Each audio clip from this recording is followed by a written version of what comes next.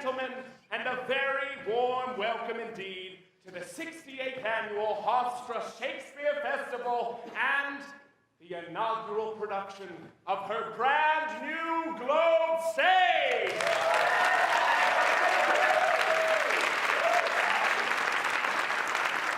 Tonight, we are very pleased to present the tragedy of Hamlet, Prince of Denmark. But before we begin, we have a few simple requests. Number one, please silence all cell phones, digital devices, and other noise-making items, including small children and in-laws. And since the house lights will remain on throughout the entire performance, we will know who you are.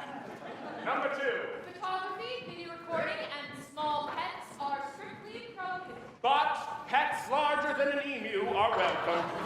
You can say, sir. Number three. In case of an emergency, there are exits located on either side of the stage and back through the lobby. Ushers are available to offer assistance. And now, speaking of tragedy, we invite you to sit forward and engage as we share with you the tragedy of Hamlet, Prince of Denmark.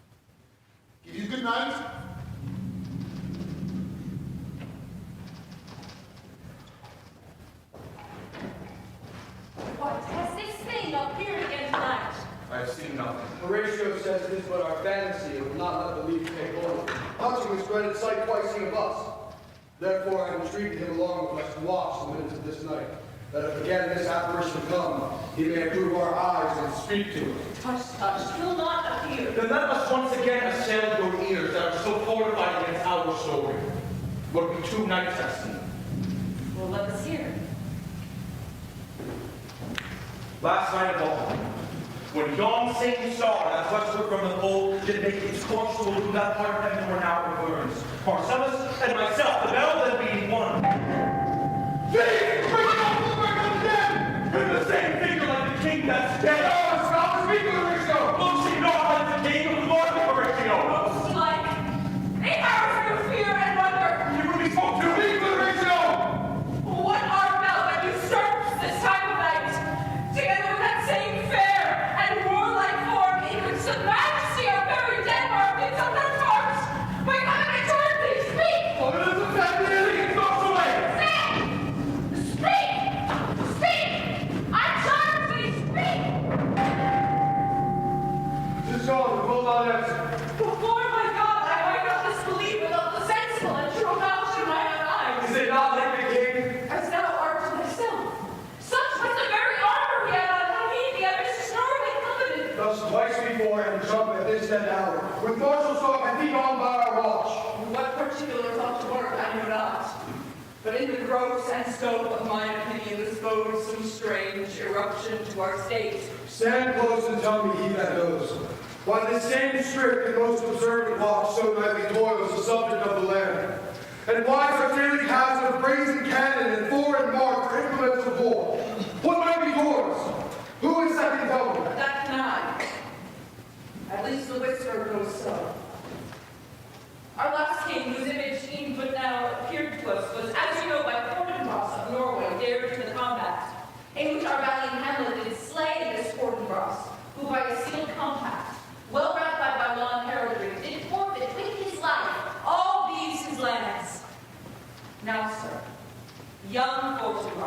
of unimproved metal, hot and full, cutting the skirts of Norway here and there, sharp out the list of lawless residents. But to recover us by terms compulsory, those Schwarzen lands so by his father lost. And this I take is the main motive of our preparations. I think it be no other but e'en so. Well, may the sword that this portentous figure comes armed through our watch, so like the king that was, and is the question of these wars. Motive is to trouble the mind's eye. What's up? Oh, where it comes again! I'll cross the door blasphemy. Say illusion! If thou, with any sound or use of voice, speak to me. Is there any good thing to be done that may to thee do ease, or grace to me? Speak to me. For thou art privy to thy country's fate, which haply for knowing may avoid. Oh, speak. Say and speak!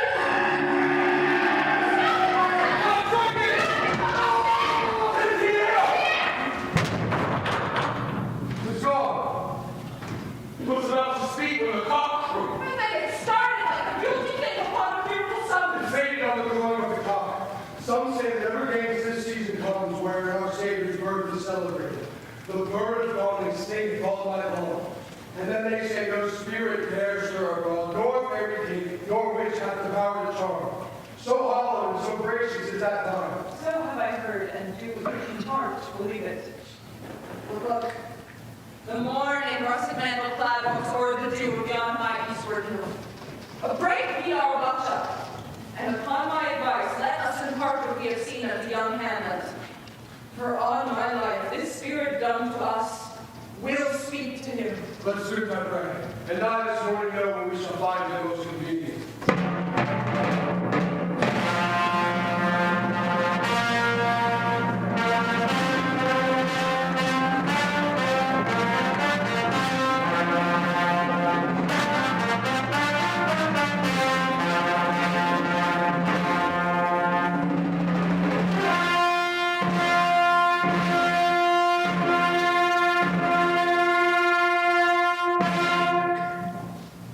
For yet of Hamlet, our dear brother's death, the memory be green, and that it us befitted to bear our hearts in grief, and our whole kingdom to be contracted in one brow of woe. Yet so far hath discretion fought with nature, that we with wiser sorrow think on him, with remembrance of ourselves. Therefore our sometime sister, now our queen, the imperial jointress of this warlike state, have we asked her with a defeated joy, with one auspicious and one dropping eye. With mirth in funeral and dirge in marriage, in equal scale weigh delight and dole, taken to wife.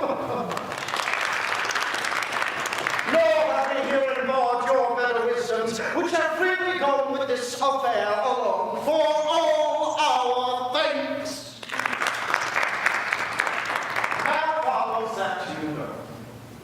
Young Fort and Ross, holding a weak supposal of our worth, or thinking by our late dear brother's death, our state to be destroyed and out of frame, he is not there to pester us with message importing the surrender of those lands lost by his father, with all bonds of law, to our most valiant brother. So much for him. And now for ourselves. And in this time of meeting, thus much the business is. We have here which to Norway, uncle of young Fortin Ross, who impotent and bedridden scarcely hears of this his nephew's purpose, to suppress his further gait, hearing in that the lists, the levies, and full proportions are all made out of his subject. And we are dispatch you, good Cornelius, and you, bold man, for bearers of this greeting to old Norway, giving to you no further personal power to business with the king, more than the scope of these dilated articles allow. Farewell, and may your haste commend your duty. that not things where we show our duty? We doubt nothing. Heartily, farewell.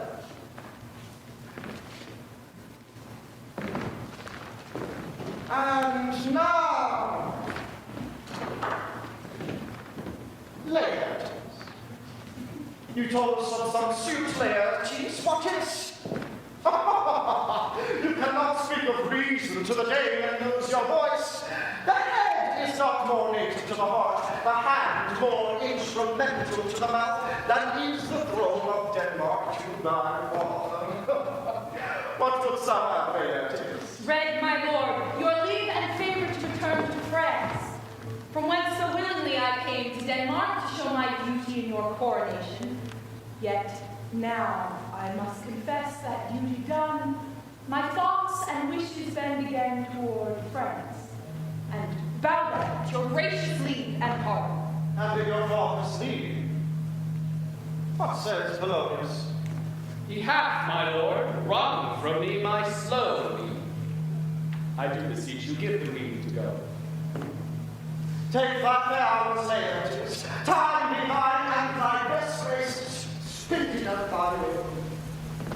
But now, my cousin Hamlet, and my son. A little more than kin, less than kind. How is it that the clouds still hang on you? Oh, not so, my lord. I am too much in the sun. Good Hamlet, cast thy night color off, and let thine eye look like a friend on Denmark. Do not forever with thy failing lids seek for thy noble father in the dust. Thou knowest is common. All that live must die, passing through nature to eternity. I, madam, it is common. It be why it seems so particular with thee. Seems, madam. Nay, it is. I know not seems. It is not alone my inky cloak of good mother, nor customary suits of solemn black, nor the windy suspiration of forced breath. No, nor the fruitful river in the eye, together with all moves, forms, shapes of grief that can denote thee true. These indeed seem, for they are actions that a man might play. But I have that within which passage show. These are the trappings and the suits of woe. 'Tis sweet and commendable in your nature, Hamlet, to give these morning duties to your father. But you must know that your father lost a father, that father lost his, and the survivor bound in filial obligation for some term to do obsequious sorrow.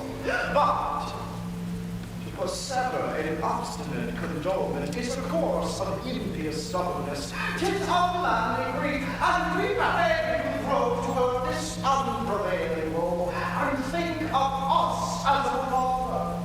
For let the world take note that you are the most immediate to the throne, and with no less nobility of love than that which dearest father bears his son, do I impart toward you.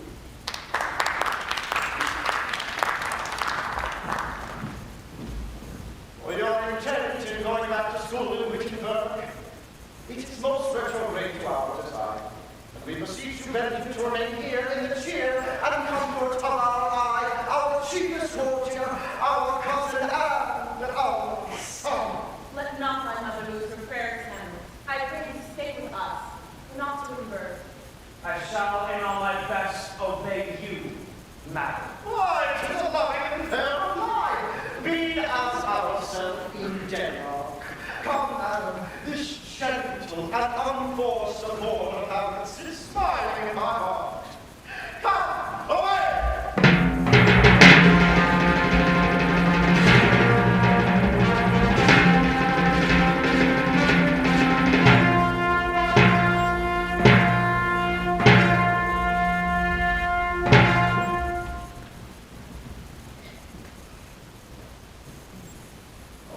This true solid flesh would melt, thaw, resolve itself into a dew, or that the everlasting had not fixed his ken against self-slaughter. God, a weary, stale, flat, and unprofitable seem to me all the uses of this world. Fine, fine. 'Tis an unweeded garden that grows to seed. Things rank and gross in nature possess a meaning. That it should come to this. But 2 months dead. Nay, not so much, not 2. So excellent a king that was to this Hyperion to a satyr.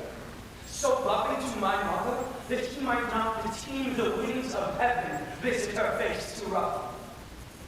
Heaven and earth must I remember. Why, she would hang on him as if increase of appetite had grown by what it fed. And yet, within a month, nothing comes. Frailty thy name's woman, a little month, or ere those shoes were old with which she followed my poor father's body. Like neither, all tears. Why she, being she, oh God, a beast that wants discourse of reason would have mourned longer.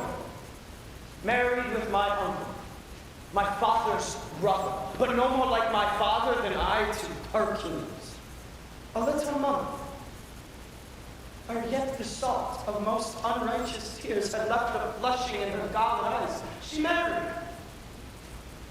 Oh, most wicked speed, to boast with such dexterity to incestuous sheaths. It is not, or it cannot come to good. Break my heart, for I must hold my tongue. Help your lordship. I am glad to see you well. Horatio! Or I do not get myself! Say, my lord, and your poor servant ever. Sir, my good friend, change that name with you. Oh, what made you from Wittenberg, Horatio? Marcellus? Good Lord. I'm very glad to see you. Good evening, sir. But, what is your affair with Elsinore?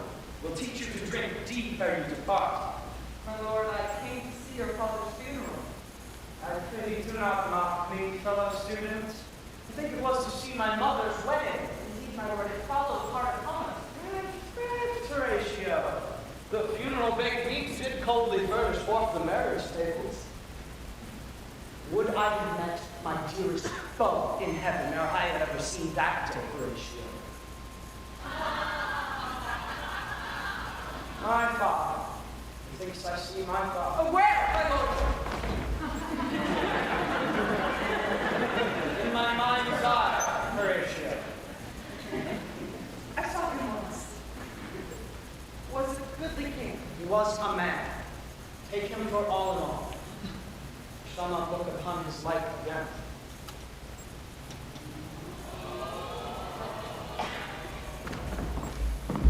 My lord, I think I saw him yesterday night. Saw who? My lord, the king, your father. King, my father. For God's love, let me hear. 2 nights together, but these gentlemen, Marcellus and Bernardo, on the dead waste in the middle of the night on their watch, been thus encountered. A figure like your father, armed at all points, exactly half a pay appears before them. This to me in dreadful secrecy imparted today, and I with them the 3rd night of the watch, for as they have delivered both in time, born of the thing, each word made true and good, the apparition comes. I knew your father. These hands are not more like you. But where was this? My Lord, on the platform where we watched. Did you not speak to him? My lord, I did, but answer made it none. It's very strange. How to live, my honor lord, is true. And we can take it written down in our duty to let you know. Indeed, sirs. But this troubles me.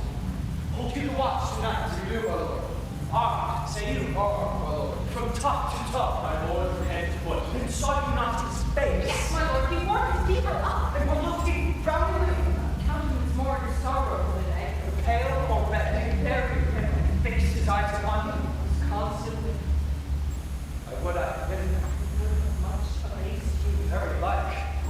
Stayed long. With one like moderate haste might kill 100. Longer. Ah, I His beard was grizzled, no? saw. It was as I have seen it in my life. A sable silver. I will watch tonight. Perchance 'twill walk again. Warned it will. If my noble father's person, I'll speak to it, though hell itself should gape and bid me hold my peace. I pray you all, if you have hitherto concealed this sight, let it be tenable in your silence still, and whatsoever else shall hap tonight, give it an understanding, but no tongue. I will requite your loss. So, very well.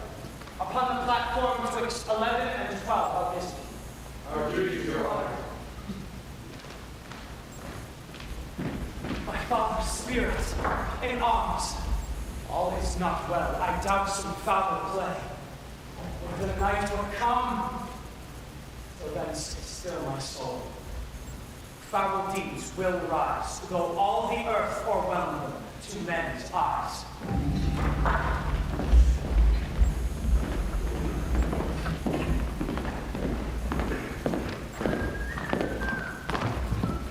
The necessaries are embarked. Farewell. And sister, as the winds to benefit and convey its assistance, do not sleep, but let me hear from you. You doubt that. Poor Hamlet, and the trifling of his favor. Holiness of faction and the toy in blood, a violent to the youth of time and nature. Forward, not permanent, sweet, not lasting.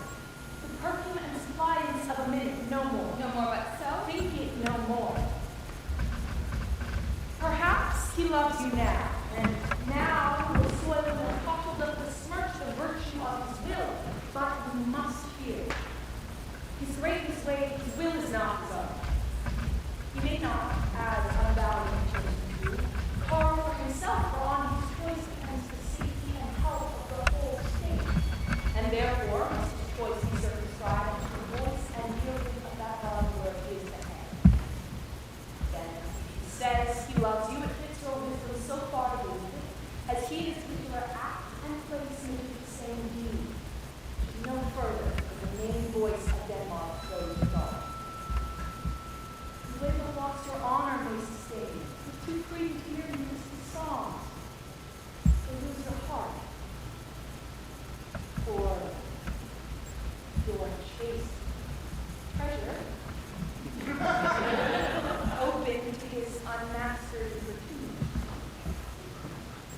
Fear it, Ophelia. Fear it, dear sister. And keep you in the rear of your affection, out of the shock and danger of desire. I shall be effective. This good lesson keep and watch into my heart. But, good my brother, do not, as some ungracious pastors do, show me the steep and thorny way to heaven, once, like a puck and reckless liberty, himself the primrose path of dalliance treads, and recks not his own reed. Oh, fear me not. I've seen too long, but here are Robert comes. Get here, Laertes! Oh, poor, for shame.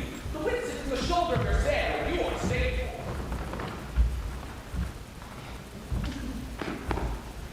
There, my blessing. And these few precepts in my mind. If I thought so tough, or any unproportioned thought, doubt, without familiar, but by no means thought. Most friends thou hast, and their adoption proud, grapple unto thy soul with hoops of steam, but not dull thy palm and entertain the beach, new hatched, unblemished tongue. Beware of entrance before, but being in it, verily repose it may beware of thee. Give each man thy ear, but use thy voice. Give each man thy judgment, never. Neither borrower nor lender be, for if no moth loses both itself and friend, borrowing doth the edge of evil. This above all, thine own self be true, and it must follow as the night or day, that thou canst not then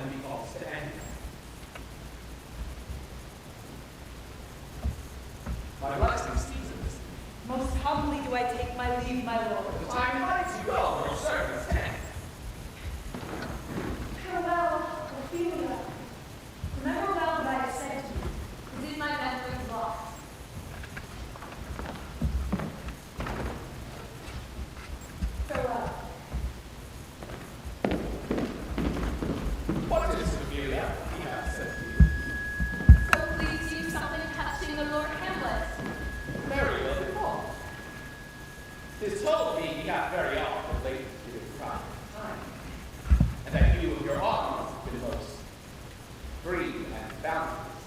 If it be so, as it is put on you by that and by way of caution, you do not understand yourself so clearly as to lose my honor and your honor.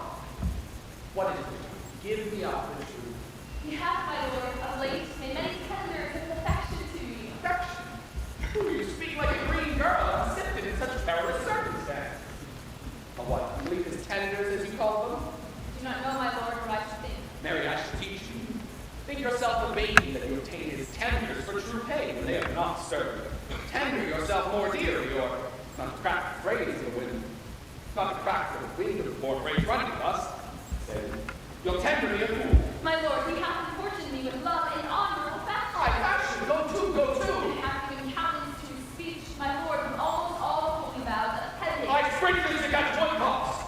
I do know how the blood burns, the soul and the tongue bows. These blazes, daughter, giving off more light than heat. You must not take for fire. From this time forth, daughter, be something scandal of your maiden princess. As to the Lord Hamlet, believe so much in him that he is young, with a larger tether may he walk than may be given you. You will feel it, do not believe his vows. This is for all. I would not, in plain terms, from this time forth, have you so much as slander any moment leisure to give words or talk to the Lord Hamlet. Look to it, I charge you. Come your ways. I shall obey, my lord.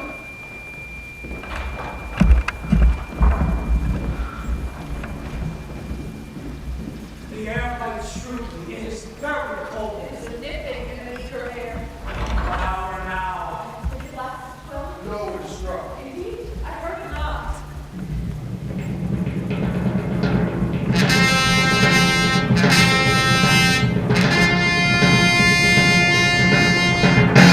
What does this mean, my lord? The king doth wake tonight and takes his rouse.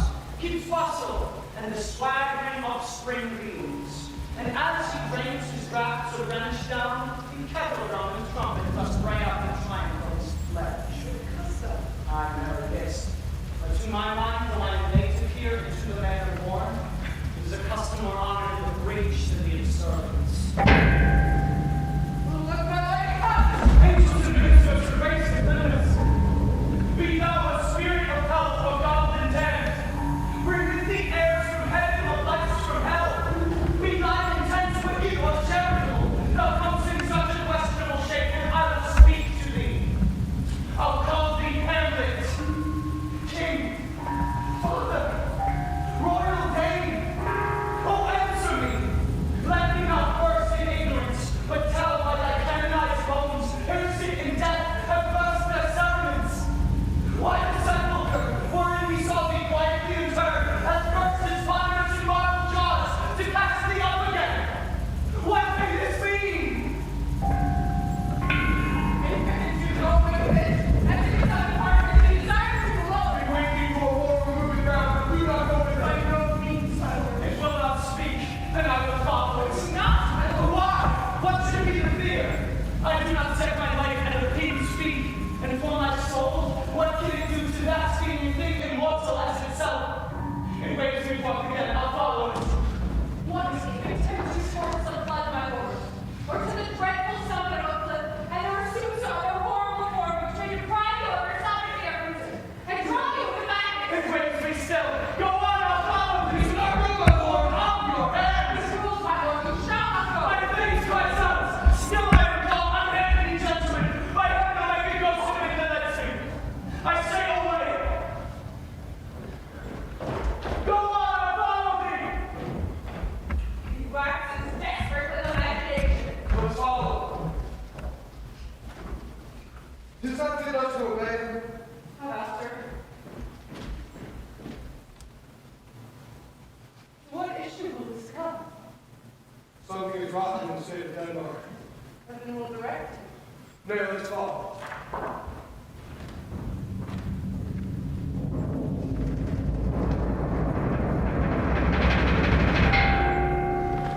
Whither wilt thou lead me? Speak. I'll go no further.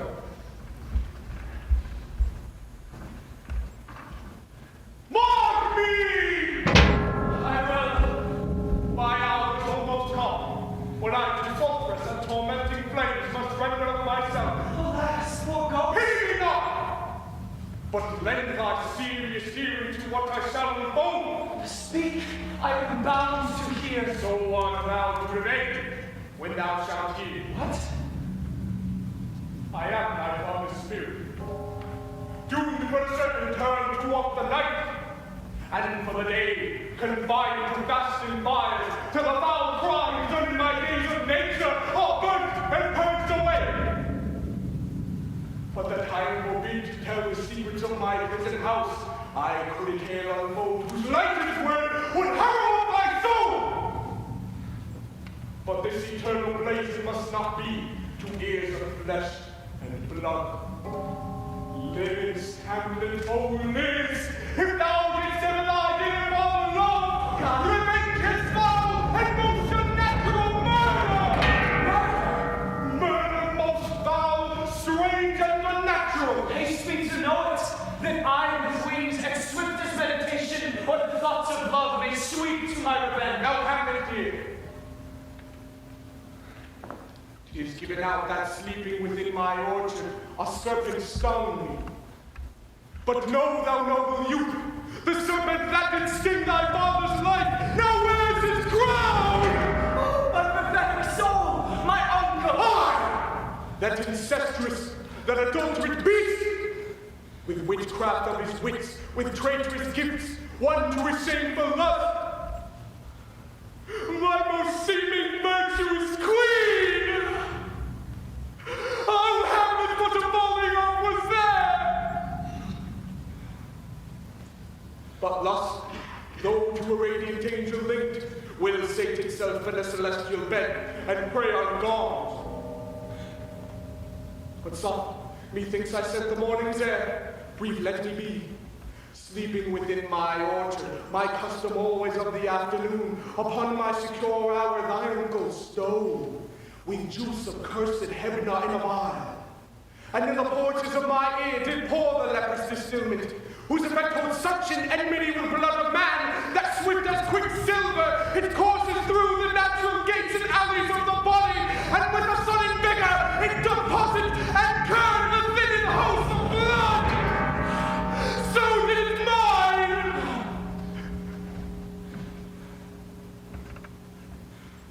Thus was I sleeping, by a brother's hand, of life, of crown, of queen at once dispatched, unhoused, disappointed, unannealed, no reckoning made, but sent to my account with all my imperfections on my head. Oh, horrible! Oh, horrible! Most horrible!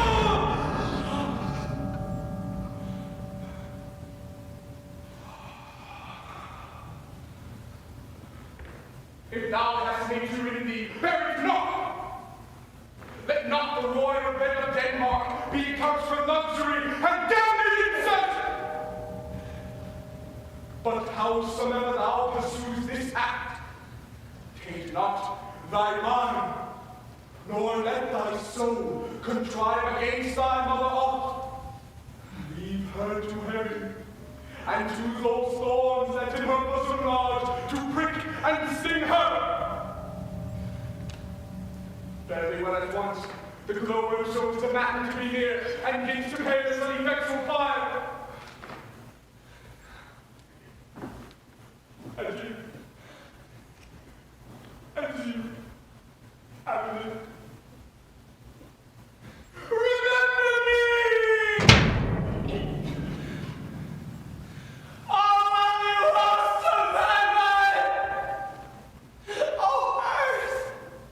What else? And shall I couple hell? Don't burn! Told! Hold my heart! I knew my sinews from that instant old to bear simply up. Remember thee! I, thou poor ghost, while memory holds a seat in this distracted globe. Remember thee! Yea, from the table of my memory, I'll wipe away all trivial fond records. All sorts of books, all forms, all pressures past, that youth and observation copy there. And thy commandment all alone shall live within the book and volume of my brain, unmixed with baser matter. Yes, yes, by heaven. Oh, most pernicious woman! Oh, villain, villain, smiling, damning villain! My tables. Meat it is, I set it down, that one may smile and be a villain. At least I am sure it may be so in Denmark. So, uncle, there you are. Now to my word. It is adieu. Remember me. I have sworn. My lord! My lord! Oh, heaven, secure him! My lord! Come and come! How is my little boy? News, my lord! Oh, wonderful! Nay, you'll reveal it. No, my lord, what heaven? Go on, mother. It shall be secret. Go on, by heaven, my lord. There's ne'er a villain dwelling in all Denmark, but he's an errant knave. There needs no ghost, my lord, come from the grave to tell us this. Why, right, you are in the right. And so, without more circumstance at all, I hold best as we shake hands and part. You, it's your business and desire shall point you. For every man hath business and desire such as it is. And for my own poor part, I will go pray. These are but wild and whirling words, my lord. I am sorry they offend you. Heartily, yes, faith, heartily. There's no offense, my lord. Yes, by St. Patrick, but there is Horatio, and much offense too. Touching this vision here, it is an honest ghost that we have seen. That, let me tell you, for your desire to know what is between us, or master as you may. And now, good friends, give me one more request. What is, my lord? We will. Never make it known what you have seen tonight. My lord, we will not. Nay, but swear it. In faith, my lord, not I. Nor I, my lord, in faith. Upon my sword. My lord, we have sworn already. Indeed, upon my sword, indeed. Oh, day and night, but this is wondrous strange. And therefore, as a stranger, give it welcome. There are more things in heaven and earth, Horatio, than are dreamt of in your philosophy. But come, swear by my sword, never.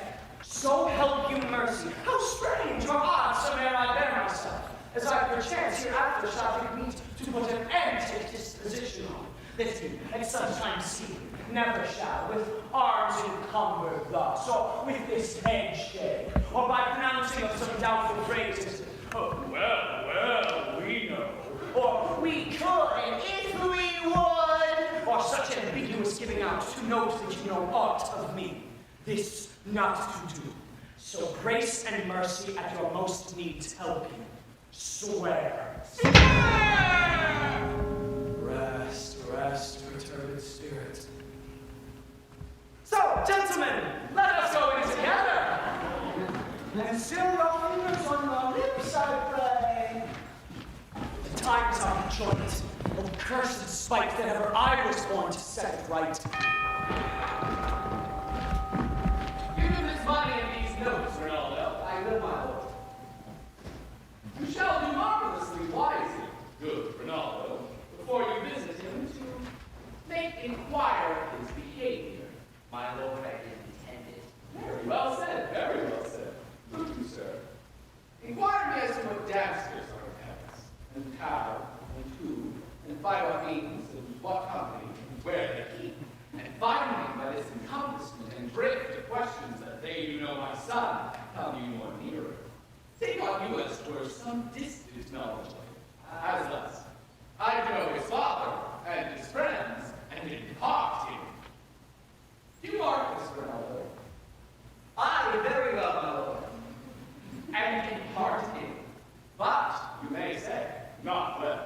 For to be he's very wild, addicted, so. And there you may lay what forgeries on him as you well please. Very much so ranking in sonnet, take heed of that. But sir, such wanton, wild, with usual slips as our companions noted, and most well known to you and yours,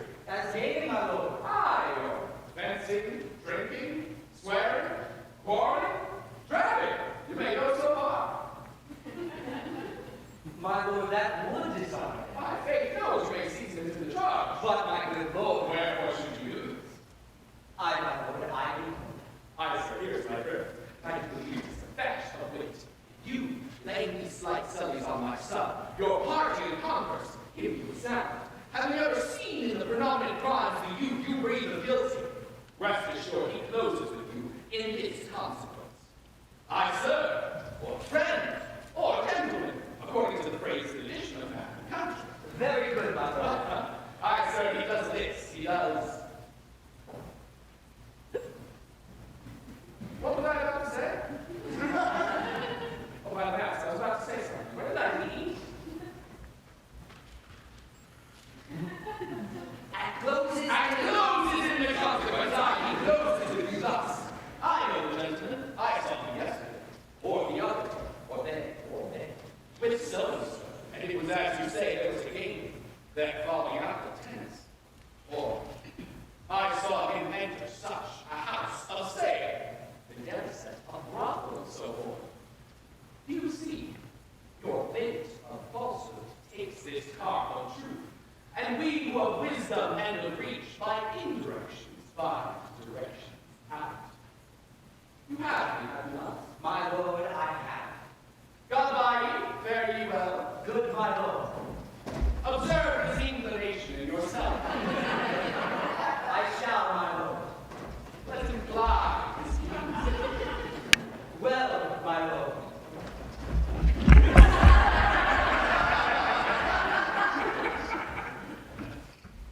farewell. Oh, really? Oh, my lord, I have been so frightened. What in the name of God? My lord, as I was sewing in my closet, Lord Hamlet, with his doublet all unbraced, pale as his shirt, his knees, knocking each other, with a look so piteous in purport as if he had been loosed out of hell to speak of horrors, he comes before me. Mad for thy love. My lord, I do not know, but truly I do fear it. What said He took me by the wrist and held me hard. Then goes he the length of all his arm, and with his other hand, thus, over his brow, he falls to such perusal of my face as would draw it. Long stayed he so. At last he raised a sigh so piteous and profound that it did seem to shatter all his bulk and end his being. That done, he lets me go. And with his head over his shoulder turned, he seemed to find his way without his eyes. For out of doors he went without their help, and to the last, spent their life on me. This is the very ecstasy of love, whose violent property foredoes itself and leads the will to desperate undertakings. What, you give him any hard words for this? No, my good lord, but as they command, and to recount his letters and deny his access to me. That hath made him mad. I am sorry. That's better keen and judgment I had not told him. Here he did but trifle and meant to rack you, but it's true my jealousy. It's common in our age to cast beyond ourselves and our opinion as it is for the younger sort to lack discretion. Come, go ye to the king. This must be known.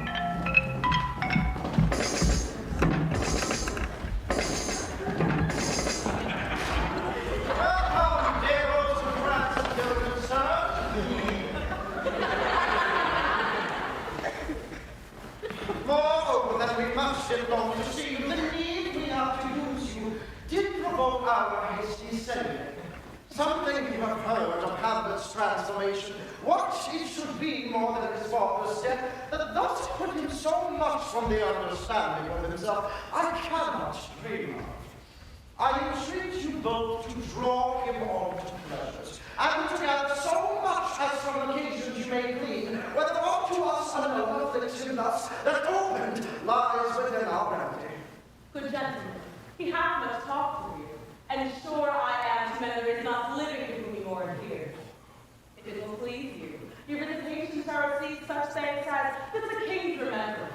Both your majesties might, by the sovereign power you have of us, put your dread pleasures more into command than to entreaty. But we both obey, and here give up ourselves in the full bent, to lay our service freely at your feet to be commanded. Thanks, Rosencrantz and gentle Guildenstern. Thanks, Guildenstern and gentle Rosencrantz.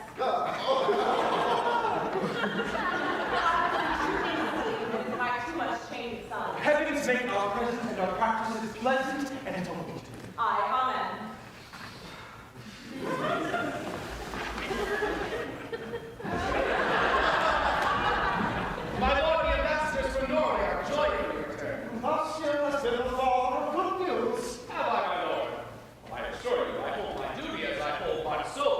both to my God and to my gracious king.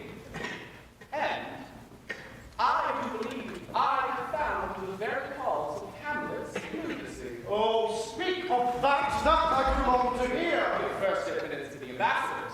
Mine shall be the fruit of that great feast. Thyself do grace to them and bring them in. He tells me, my dear Gertrude, that he found the head and source of all your son's distemper. I doubt it is no other but the maid, his father's death and our hasty marriage. Well, we shall sift him. Welcome, good friends. Say, gentlemen, what from our brother Norway?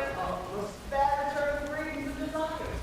Upon our approach, he set out to suppress his enemies, which to him appeared to be preparation against the whole.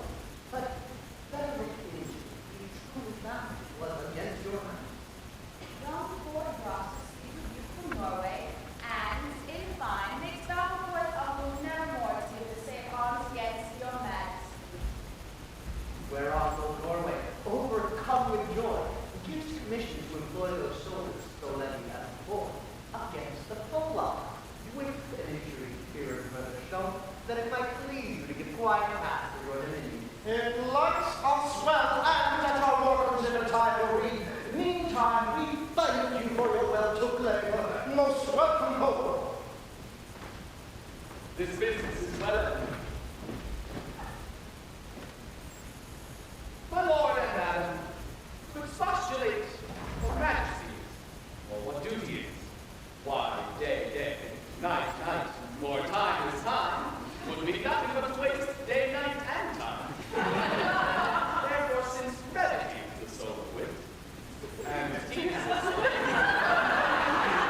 I will be brief. Your noble son is mad. Mad calling it or to define true madness, what is to be nothing else than mad. But let that go.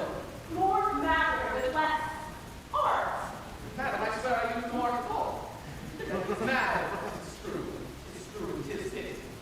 And pity is true. A foolish figure, but farewell, for I will use no art. Mad and friendly. Thus it remains to find the cause of his defect, or rather the cause of his defect. For the defective comes by cause. Thus it remains, and the remainder thus. Poor pen.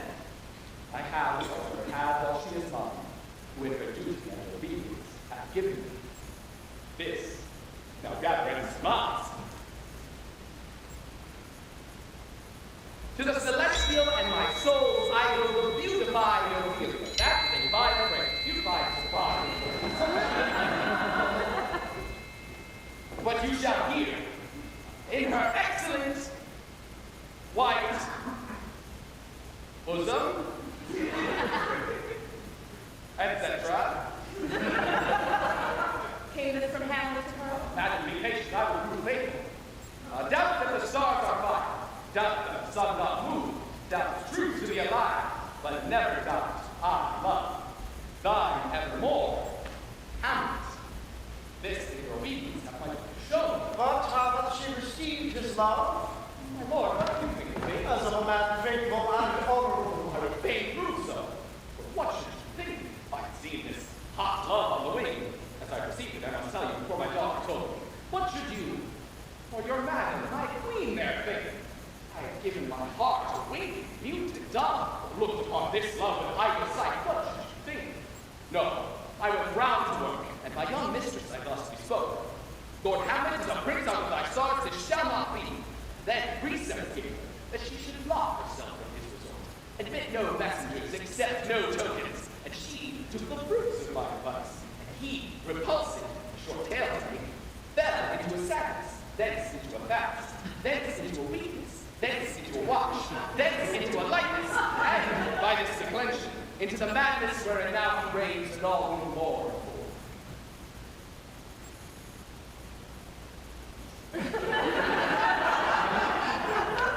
Do you think 'tis this? Could be very likely. Take this from this, if this be otherwise. How may we try further? You know, sometimes he walks 4 hours together here in the lobby. So he doesn't leave. At that time, I'll use my daughter. You and I behind an arras then. Bargain being counted. He loved her not, and not fallen from his reason thereon, let me be no administrator to his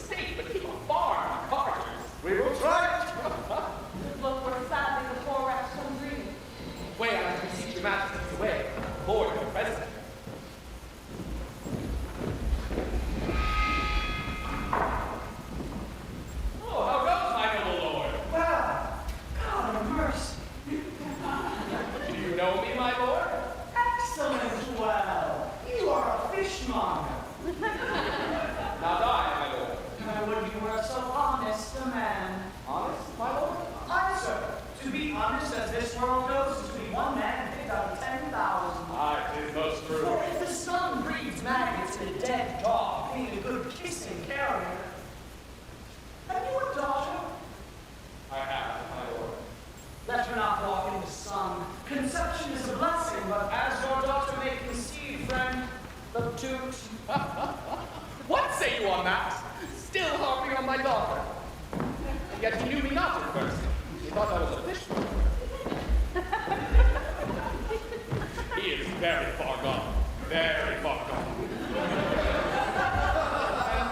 In my youth, I could suffer such extremities for love as very near this. I will speak to him again. What do you read, my lord? Words. Words. What is the matter, my lord? Between who? The matter that you read, my lord. Slander, sir. For the satirical rogue says here that old men have gray beards, that their faces are wrinkled, their eyes purging thick amber and plum tree gum, and that they have a plentiful lack of wit. Together with most weak hands. All which, sir, though I most powerfully and potently believe, yet I hold it not honesty to have it thus set down. For you yourself, sir, would grow old as I am, if, like a crab, could go backward.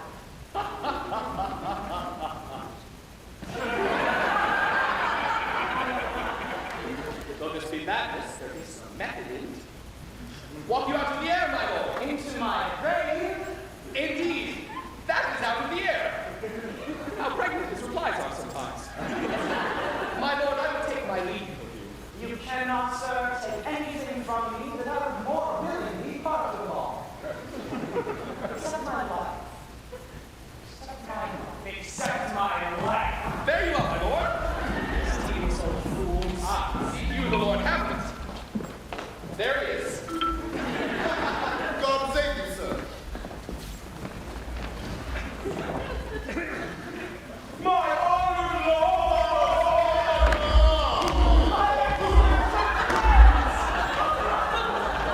Dost thou goodness, sir? Rose and grass. Good lads, how do you go? As the indifferent children of the earth. Happy and that they're not overhappy. Our fortunes capture up there. Nor the soles of her shoes. Neither, my lord. Oh, then you live about her waist or in the middle of her face. Oh, Faye. Her privacy. The secret parts of fortune. Woo! Most true, she is a strumpet. What's the news? None, my lord, but that the world's grown honest. Then it's doomsday. But your news is not true. Let me question more in particular. What have you, my good friends, deserved at the hands of fortune that she sends you to prison hither? Prison, my lord. Denmark's a prison. We think not so, my lord. Why then it is none to you, for there is nothing either good or bad that thinking makes it so. To me it is a prison. Why then your ambition makes it one, and 'tis too narrow for your mind. Oh, God! But in the beaten way of friendship, what made you an Elsinore? To visit you, my lord, no other occasion. Were you not sent for? Is it your own inclining? Is it a free visitation? Come, deal justly with me. Come, may speak. What did we say, my lord? Why, anything but to the purpose.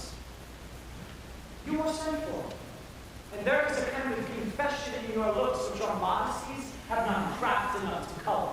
I know the good king and queen have sent for you. To what end, my lord? That you must teach me. But let me conjure you, be even and direct with me by the rights of our fellowship, whether you were sent for or no. If you love me, hold not off. My lord, we were sent for. And I will tell you why. And so shall my anticipation prevent your discovery. will secrecy to the king and queen molds no feather. I have of late, but wherefore I know not, lost all my mirth, forgone all custom of exercise. And indeed, it goes so heavily with my disposition that this goodly frame, the earth, seems to me a sterile garment. This brave, this most excellent canopy, the air, look, this brave o'erhanging firmament, this majestical roof fretted with golden fire. Why, it appears no other thing to me than a foul and pestilent congregation of vapors. What a piece of work is a man. How noble in reason. How infinite in fact. In form and moving, how express and active. In action, how like an angel.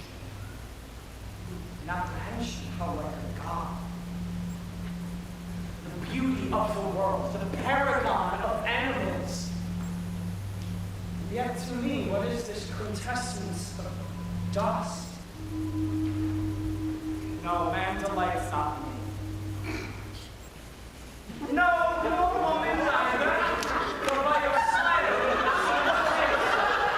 My lord, there was no such stuff in my pocket. why did you laugh then, when I said man delights not me? To think, my lord, if you delight not in man, what length of entertainment the players shall receive from you. We coated them on the way, and hither are they coming to offer you service. What players are Even those who are wont to take such delight in the tragedians of the city. oh, they're the players. Oh, you are welcome to Elsinore, friends. Your hands come. You are welcome. But my uncle, father, and my aunt, mother are deceived. In what, my dear lord? I am but mad north-northwest. When the wind is southerly, I know a hawk from a hansom. Y'all, you get it. Oh, Harvey Gibbons, and you too. That each ear a hero. That great baby you see there, I will prophesy it comes to tell me of the players. Mark it. Look, you say right, sir. On Monday morning was then indeed. My lord, I have news to tell you. Oh, my lord, I have news to tell you. When Roskius was an actor in Rome. The actors are come hither, my lord. Buzz. On my honor. There came each actor on his ass. The best actors in the world, either for comedy, tragedy, pastoral, comedy, pastoral, tragedy, pastoral, secret, Seneca cannot be too heavy or loud is too light. Oh, judge of Israel, what treasure hast thou? What treasure hath you, my lord? Why, the one fair daughter and no more, the which she loved and passing well. Still on my daughter. Am I not in the right, old Jeff? If you call me Jephthah, my lord, I have a daughter that I love passing well. Nay, that follows not. What follows that, my lord? The white king, the first row of the highest chancellor will show you more. For look, preach this counsel. Oh, you are welcome, masters, welcome all. Oh, my good friends. Oh, my old friends. What? My young lady and mistress. Oh, lady, your ladyship is near to heaven, and when I saw you last, pray God your voice do not crack within the ring. Masters, you are all welcome. We'll have a speech, right? Yes, speech! Oh, give us a taste of your quality. Come, passionate speech. But what speech, my good lord? I heard thee speak me a speech once, but it was never acted. Or if it was not but once. For the play I remember, please do not renew. 'Twas Aeneas' tale to die, and especially when he speaks in pride and slaughter. If it live in your memory, begin at this line. Let me see. Let me see.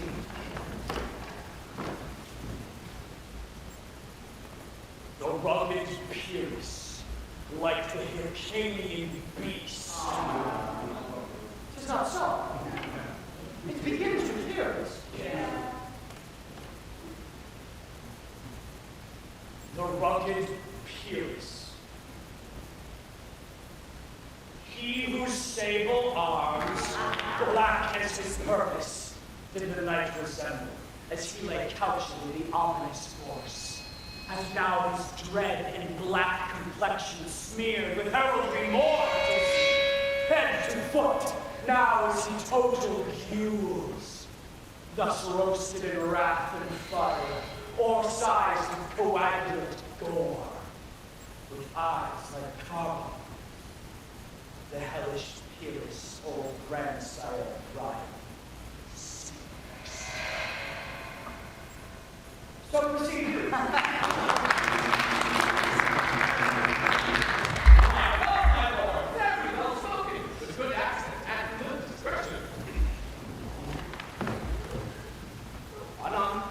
Finds him, striking too short to Greeks.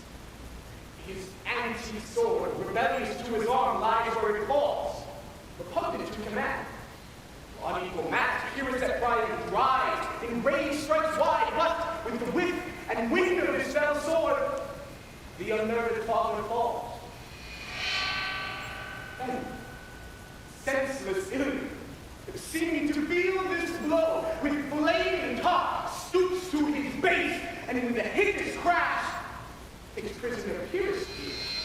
For lo, his sword, which was declining upon the milky head of the Reverend Brian, seemed in the air to stick. So as a painted tyrant Pyrrhus stood, and like a neutral, his will and matter did not. But this is too long. Oh, it's shut. I couldn't say on. He's for a jig or a tale of bawdry on his sleeves. Say on, come to Hecuba. But who, oh who, had seen the molded queen? Molded. That's good, molded queen is good. One barefoot up and down, threatening the flames with bison room. Clouds upon that head where lay the diadem stood. And fur robe about her lank and all her teeming loins, a blanket, and the alarm of fear caught up. Who this had seen, with tongue and red mesquite against fortune's state, would treason have pronounced. But if the goddess did see her then,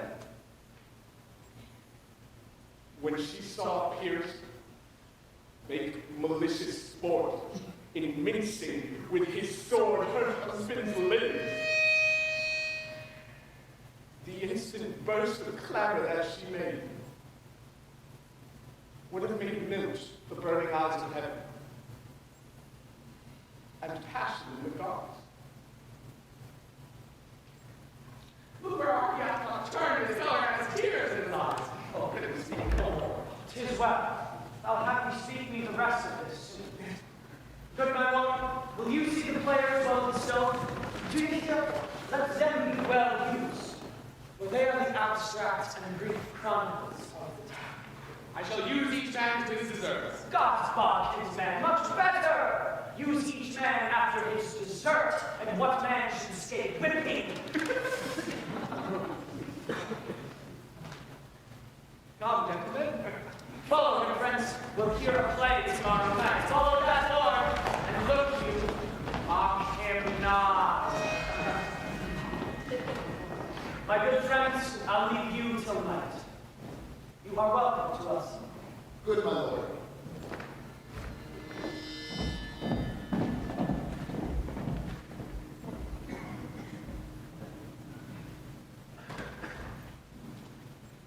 Now I am alone.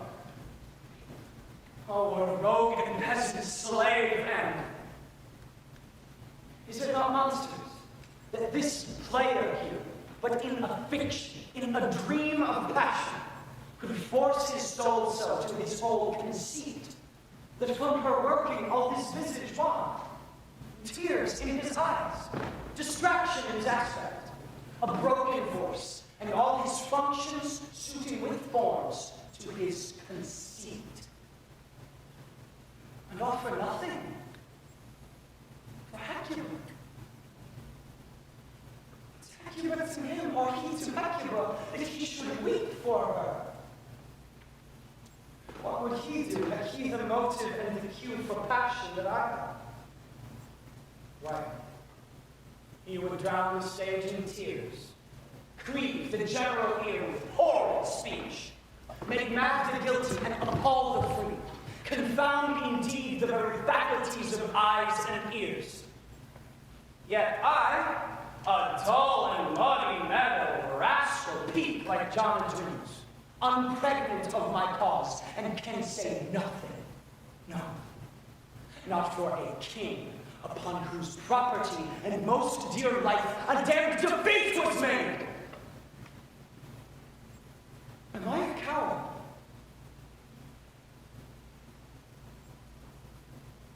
Who calls me villain, breaks my pates across, plucks off my beard and blows it in my face, gives me the lie in the throat, deepest to the lungs. Who does me this, huh? Swoons, I should take it, for it cannot be but I am pigeon-living, and lack gall to make oppression bitter. Or ere this, I should fatten all the region's kites with this slave's offering. Bloody, body villain, remorseless, treacherous, lecherous, kindless villain! Oh, vengeance! Why, what an ass am I? This is most grave, that I, the son of a dear father murdered, prompted to my revenge by heaven and hell, must, like a whore, unpack my heart with words and fall a-cursing like a very drag, a skull. Fire! About my brain.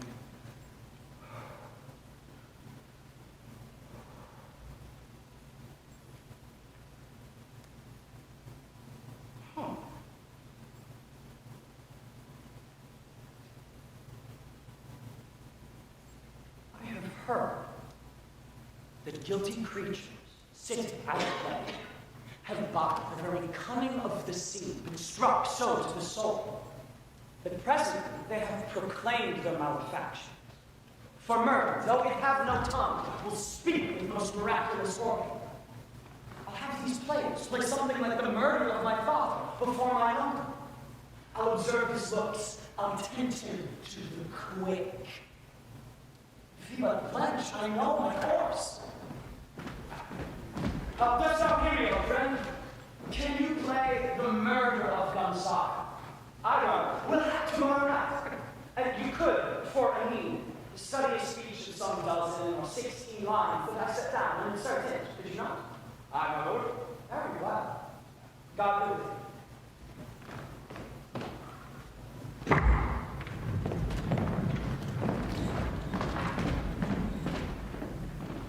The play's the thing wherein I'll catch the conscience of the king. And can you find no conference yet from him why he puts on this confusion? He does confess he feels himself distracted, but from what cause he will by no means speak. Nor do we find him forward to be sounded, but with a crafty madness keeps aloof when we would put him onto some confession of his true state. Did he receive you well? Most likely, gentlemen. But with much forcing of his disposition. Do a saving witty pastime. Madam, it is so fell out that certain players we o'erwrought on the way. Of these we told him, and there did seem in him a kind of joy to hear of it. They are about the court, and as I think they have already ordered this night to play before him. It is most true, and he did entreat me to repeat your majesties to hear and see the matter. With all my heart, and it doth much content me to hear it so replied. Say, gentlemen, give him a further edge and drive his purpose into these delights. We shall, my lord.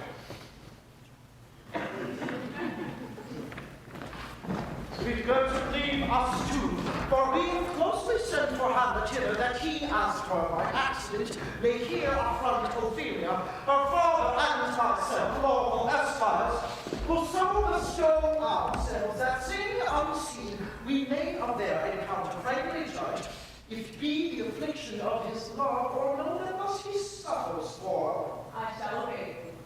And for your part, Ophelia, I do hope that your good views see the happy cause of Hamlet's gladness. So do I hope your virtues will bring him to his wonted way again, both your honors. Madam, I wish it may. Walk you here, Ophelia, and read on this book that shows such exercises for your belongings. I do hear it coming. Let's withdraw, my lord.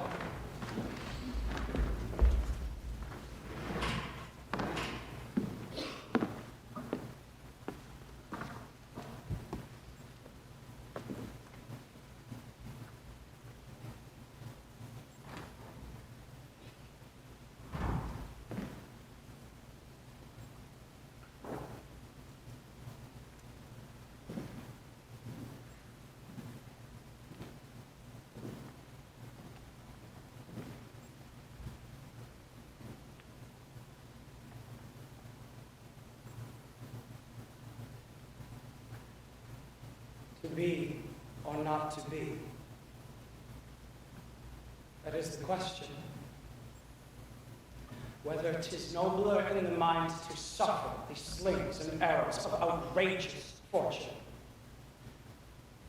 to take arms against a sea of troubles and by opposing and to die, to sleep no more. And by sleep, to say, we end the heartache and the 1,000 natural shocks that flesh is heir to. 'Tis a consummation devoutly to be wished. To die, to sleep, perchance to dream. Aye, there's the rub. For in that sleep of death, what dreams may come when we have shuffled off this mortal coil must give us pause. There's the respect that makes calamity of so long life. For who would bear the whips and scorns of time, but that the dread of something after death? The undiscovered country from whose bourne the traveler returns, puzzles the will, and makes us rather bear those ills we have than fly to others we know not of. Thus, conscience does make cowards of us all. And thus the native hue of resolution is sickly orb with a pale cast of thought. Enterprises of great pith and moment disregard their currents turn awry and lose the name of action.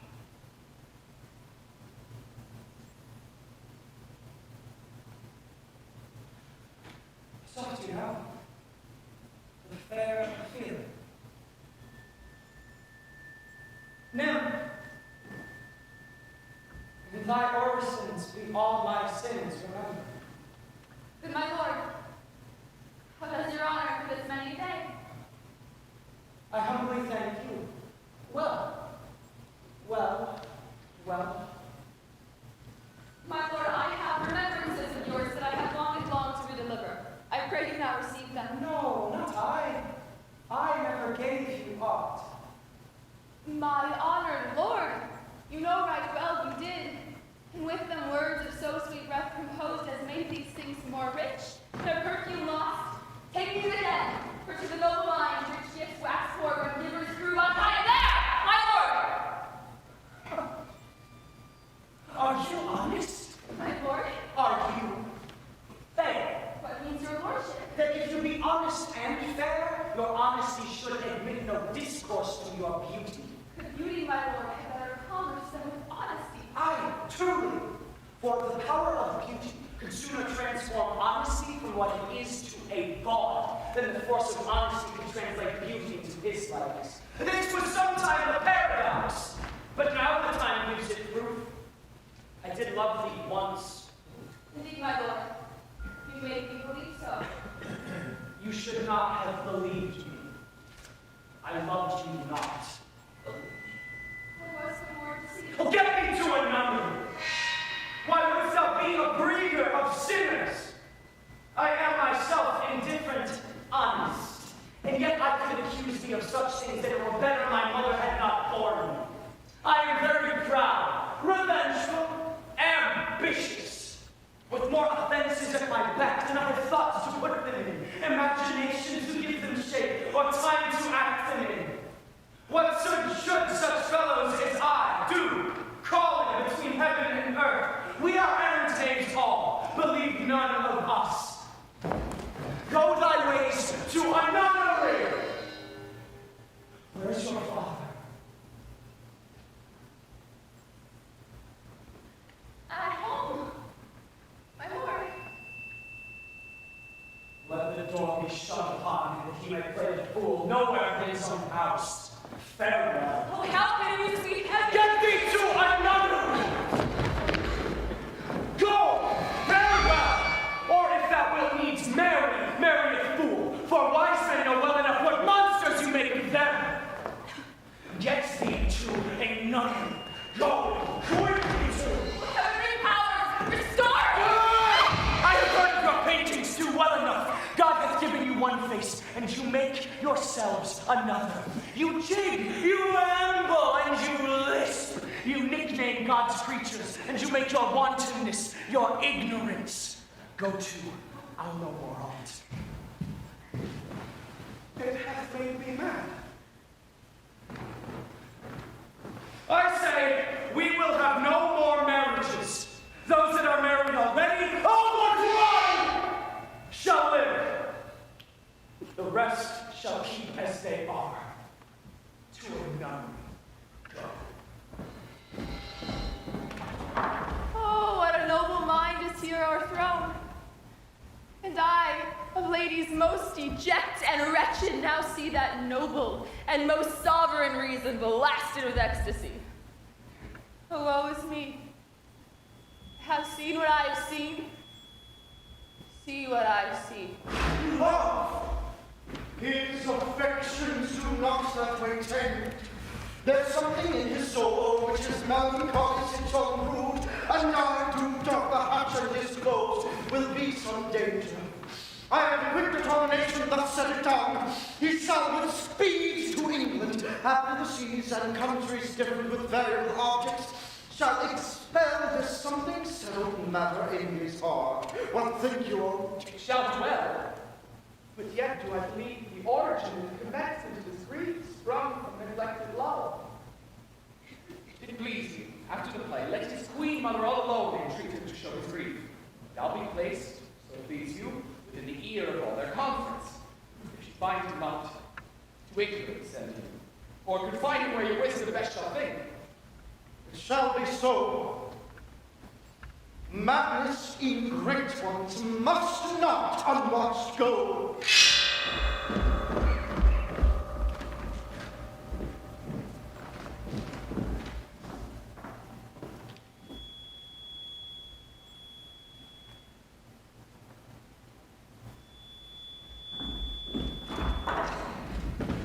Speak the speech, I pray, as I pronounced it, tripping me on the tongue. But if you mouthed it as many of your players do, I had to leave the tongue prior of my lines. Nor do not salt the air too much with your hand thus, but use all chance.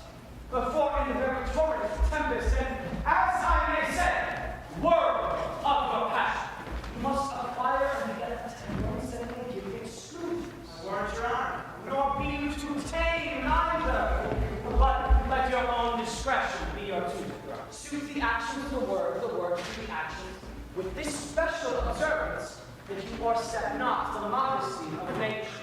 For anything so o'erdone is from the purpose of play, whose end, both at the first and now, was and is to hold as it were the mirror up to nature, to show virtue her own image, scorn her own feature, and the very age and body of the time whose form and impression.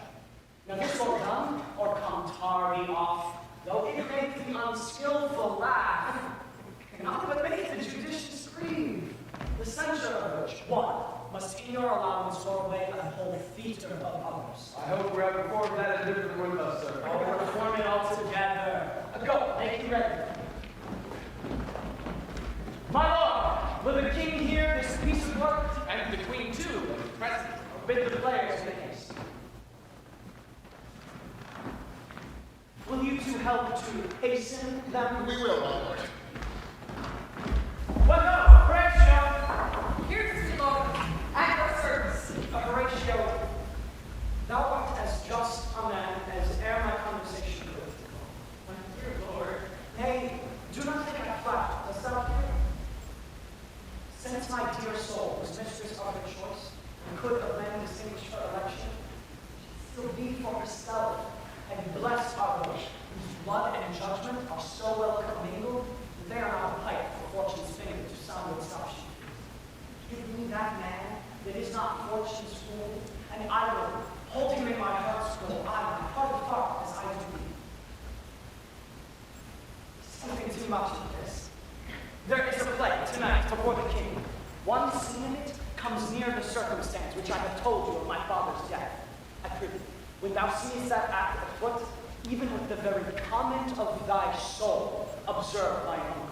If his occulted guilt do not itself unkennel in one speech, it's a damned ghost that we have seen, and my imaginations are as foul as vulcan stiff.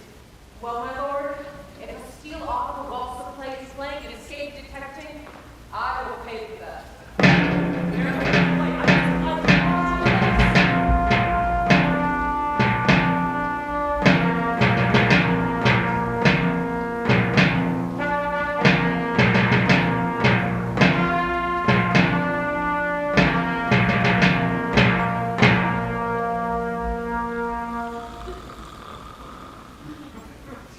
How fares our cousin Hamlet? Excellent. In place of the chameleon's dish, I eat the egg.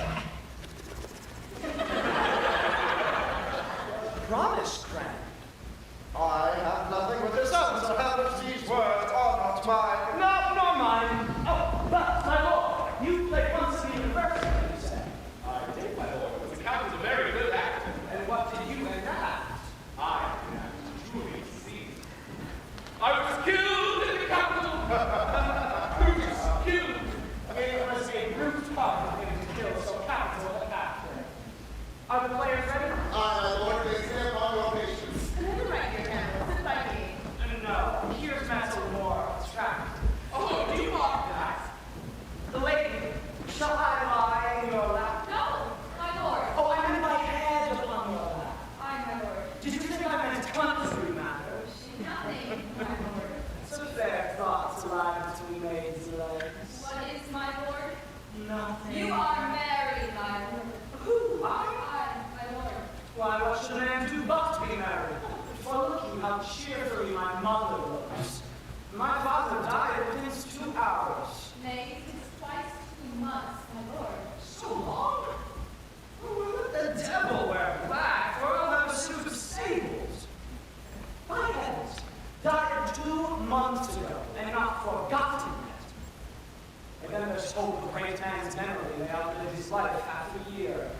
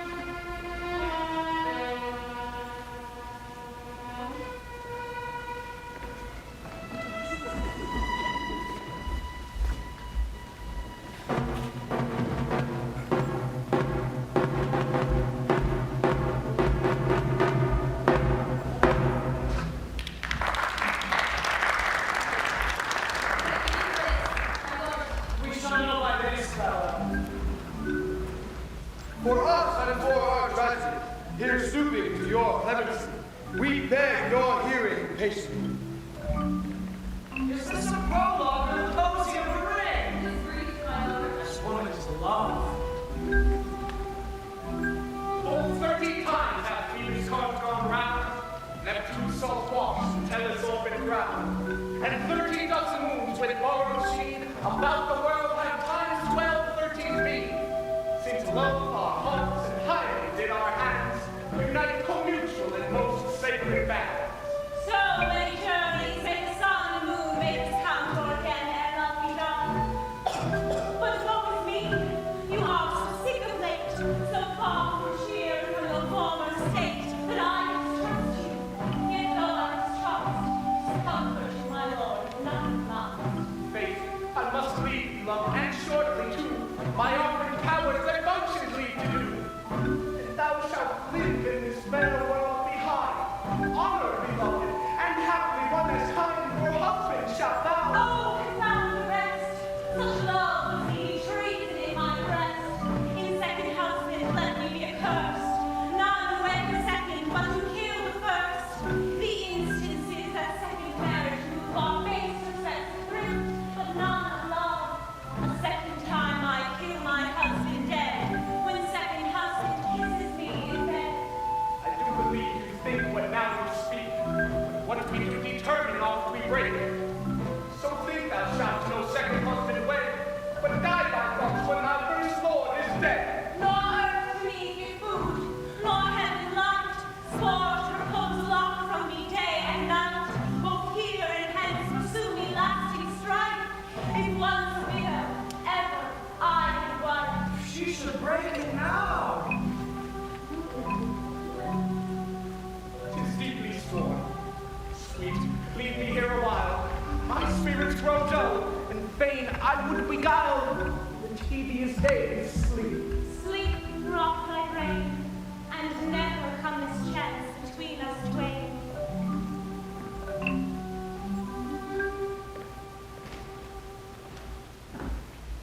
Madam, how like you this play? The lady doth protest much, you think. Oh, Shakespeare. You heard the argument. Is there no offense in... Oh, no, to ingest poison, ingest. No offense in the world. What do you call the play? The mousetrap displays the image of a murder done in Vienna. Gonzalo's induced in his wife Baptista. You shall see how 'tis a knavish piece of work. But what is that? Your Majesty and we that have free souls touches us not. Here is one Lucianus, nephew to the king. Begin murder. Thoughts, leave thy definite faces and begin. Come. Thoughts, black. Hands apps, drugs, fits in time of need. Confederate season, I was no creature seeing. Thou which terrain with midnight meats collected, with heavy fan, brace blasted, brace infected. Natural match, dire property, unwholesome life usurp immediately. He poisons him in the garden for his estate. His name's Gonzalo. The story is extant, written in very choice Italian. You shall see anon how the murder gets the love of Gonzalo's wife. He writes. Give up his life! Give me some light!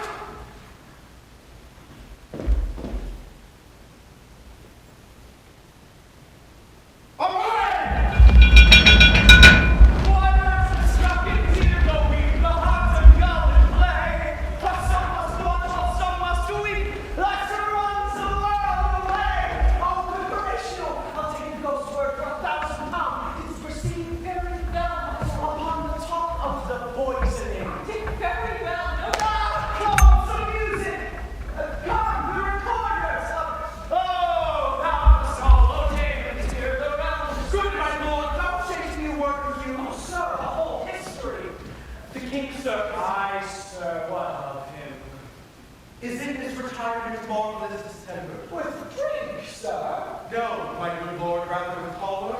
Your wisdom should show itself more richer to signify this to his doctor.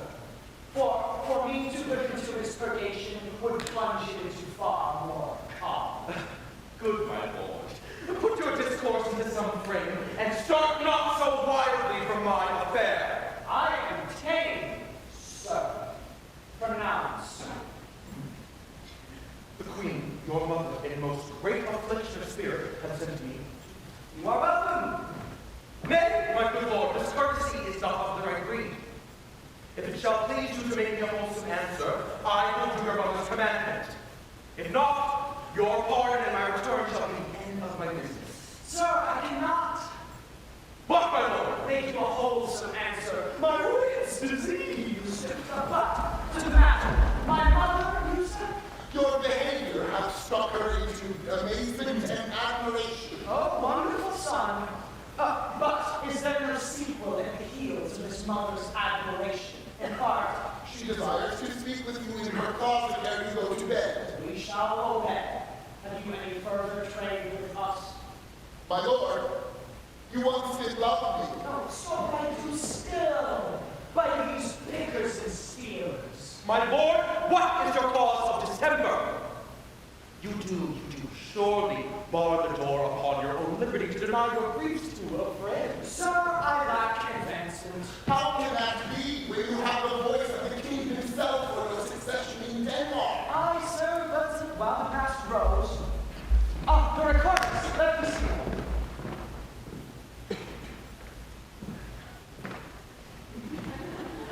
Why do you go about to recover the wind of me as if you would drive me into a toil? Oh, my lord, if my duty be too old, my love is too unmannerly.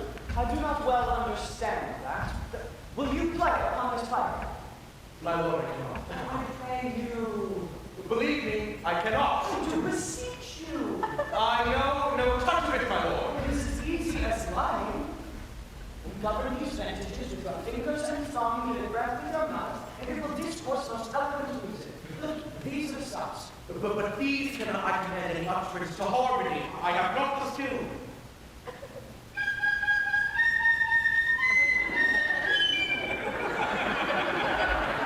Why, what an unworthy thing you make of me. You would play upon me. You would seem to know my stops. You would pluck out the heart of my mystery. You would sound me from my lowest note to the top of my compass. And there is much music, excellent voice in this little organ. Yet cannot you make it speak? Slut, do you think I am easier to be played on than a pipe?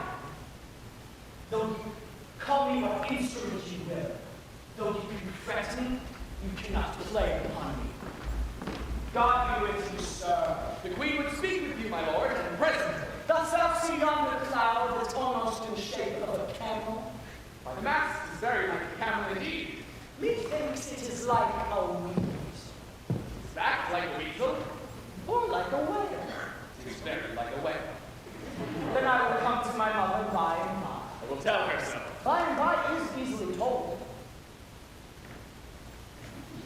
Leave me, friends.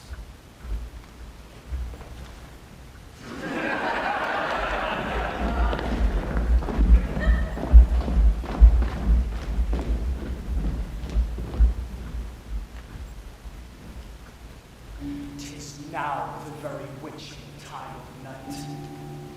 Churchyards yawn, and hell itself breathes out contagion to this world. Now might I drink hot blood, and do such bitter business as the day would quake to look on. So, now to my mother, I will speak daggers to her, but use none. My tongue and soul in this be hypocrites. How in my words some air she be sent, to give them seals, never my soul consent.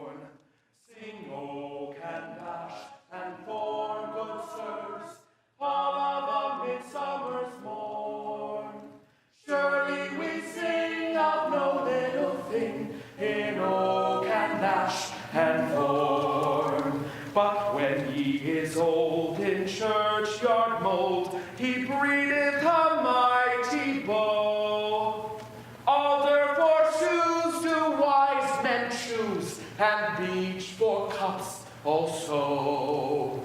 But when he is killed and your bowl is filled, your shoes are clean outworn. Back ye must speed for all that ye need to oak and ash and thorn. Sing oak and ash and thorn, good sirs, all of a midsummer's morn. Surely we sing of no little thing in oak and ash and thorn. Sing oak and ash and thorn, good sirs, all of a midsummer's morn. England shall bide till judgment tide by oak and ash and thorn.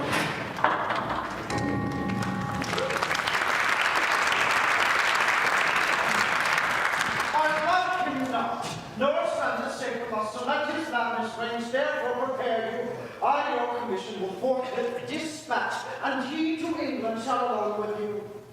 The terms of our estate may not endure, hazard so dangerous as to hourly grow out of his lunacy. We will ourselves provide. On you, I pray to this speedy voyage, for we will fetters put upon this sphere which now goes too free-footed. We will haste us.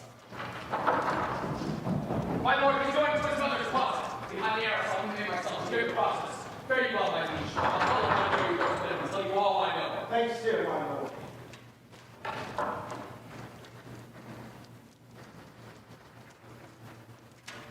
Oh, my offense is rank! It smells to heaven. It hath the primal eldest curse upon our brother's murder. Pray that I not, though inclination be as sharp as will, my stronger guilt defeats my strong intent, and like a man to double business bound, I stand in pause, where I shall first begin and both neglect. What if this cursed hand were thicker than itself with brother's blood? Is there not rain enough in the sweet heavens to wash it white as snow? Whereto serves mercy but to confront the visage of offense, and what's in prayer? But this twofold force to be forestalled ere we come to fall, oh, pardoned be done. Then I'll look up. My fault is past. But oh, what form of prayer can serve my tongue? Forgive me my foul murder. That cannot be, for I am still possessed of those effects for which I did the murder, my crown, my ambition, and my queen.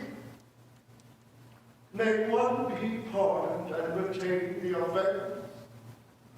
Oh, wretched state! Oh, bosom black as death! Oh, line of soul that's struggling to be free, but more engaged! Help, angels! Make us sing!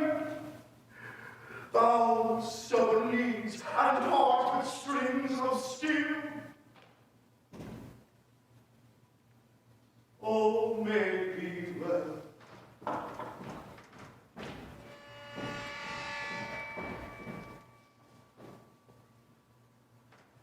Now my time to it past. Now he is praying. And now I'll do it. And so he goes to heaven, and so I am revenged. That would be scared. A villain kills my father. And for this I, his sole son, do this same villain send to heaven. Why, this is higher in salary, not revenge. He took my father gross, full of bread, with all his crimes broad blown, as flush as May. And how his vomit stands, who knows, save heaven. And am I then revenged to take him in the purging of his soul when he is fit and seasoned for his passage. No. Sword, and know thou a more horrid end, when he is drunk asleep, or in his rage, or in the incestuous pleasure of his bed, then trip him, that his heels may kick at heaven, and his soul may be as damp and black as hell, whereto it goes. My mother stays. This physic but prolongs thy sickly days.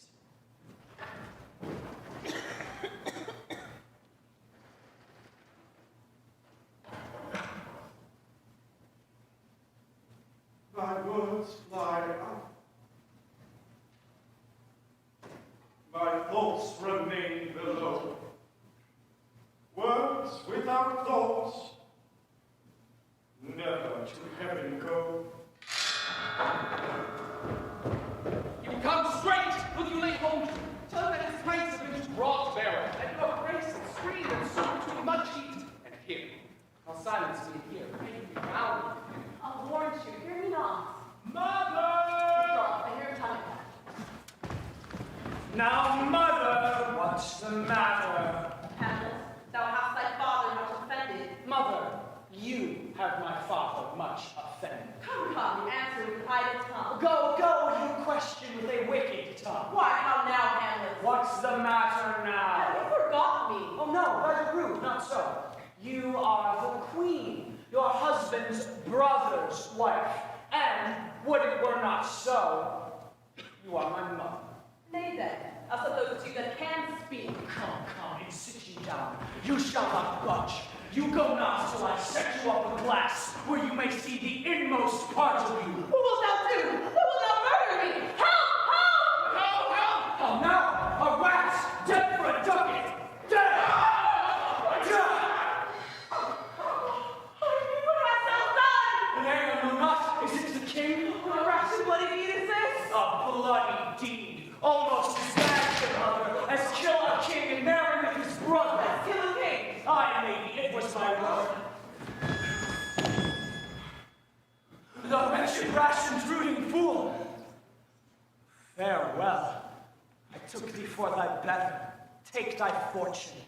The fight to be too busy is some danger. Leave wringing of your hands. Sit you down and let me bring your heart, for so I shall if it be made impenetrable stuff. What have I done that thou dost wag thy tongue in noise against me? What, such an act that blurs the grace and blush of modesty, calls virtue hypocrite, takes off the rose from the fair forehead of an innocent love, and sets a blister there, makes marriage vows as false as dicers' oaths. I mean, what Arthur Solari renders in the index?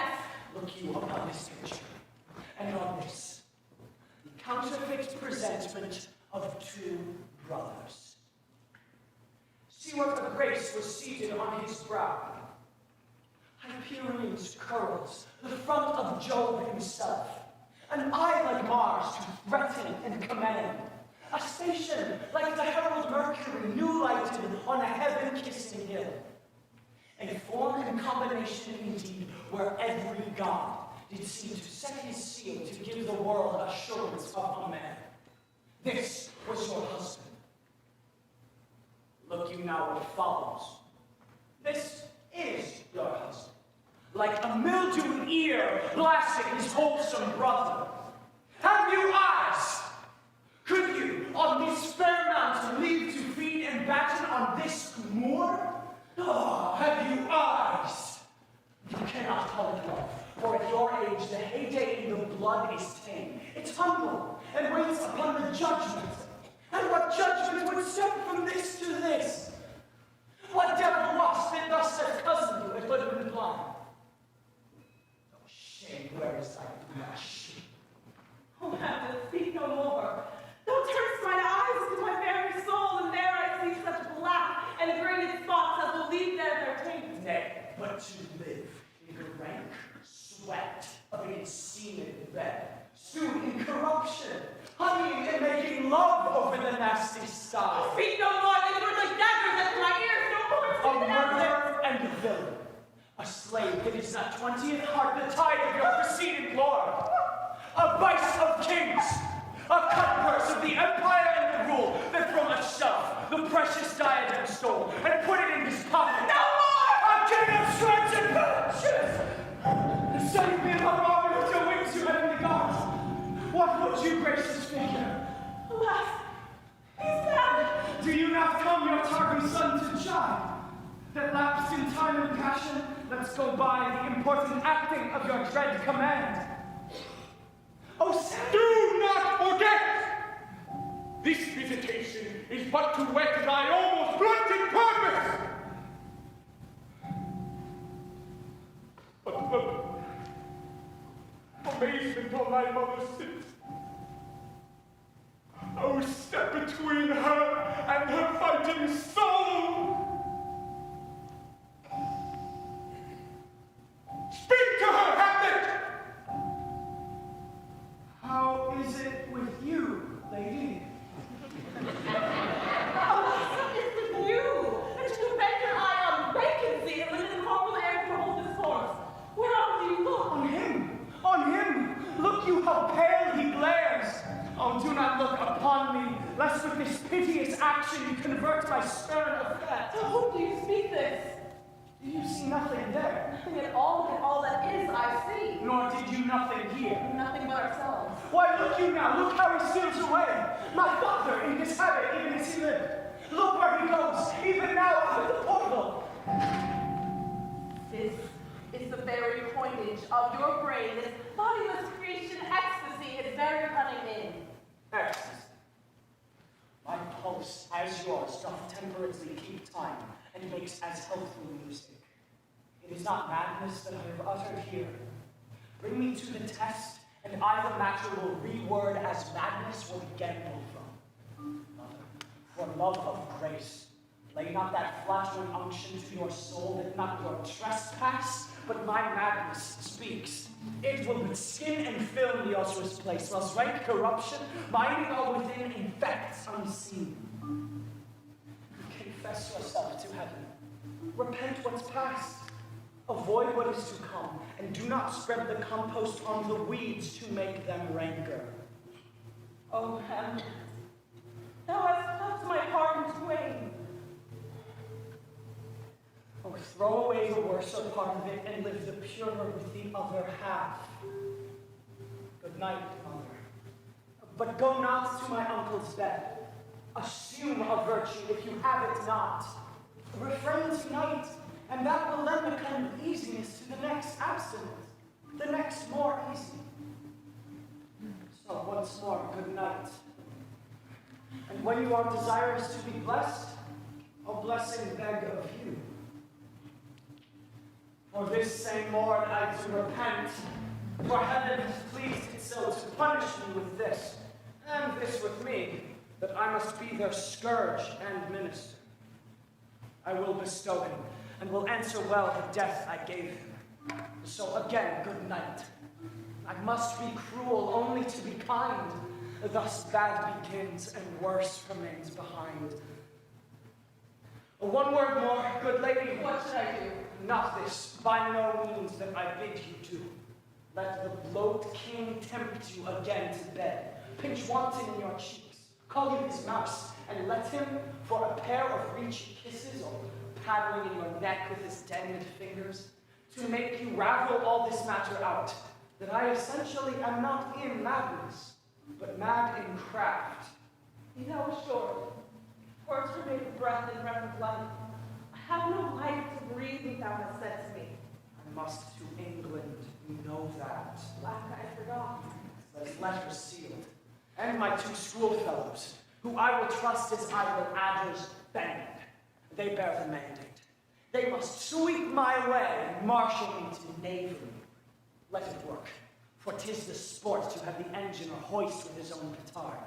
And shall go hard, but I will delve 1 yard below their minds and blow them to the moon. Oh, 'tis most sweet when in one line two crafts directly meet. This man shall set me packing. I'll lug his guts into the neighbor room. So, mother, good night indeed. This counselor is now most still, most secret, and most grave, who was in life a foolish, prating knave. Come, sir, to draw towards an end with you. Good night, mother.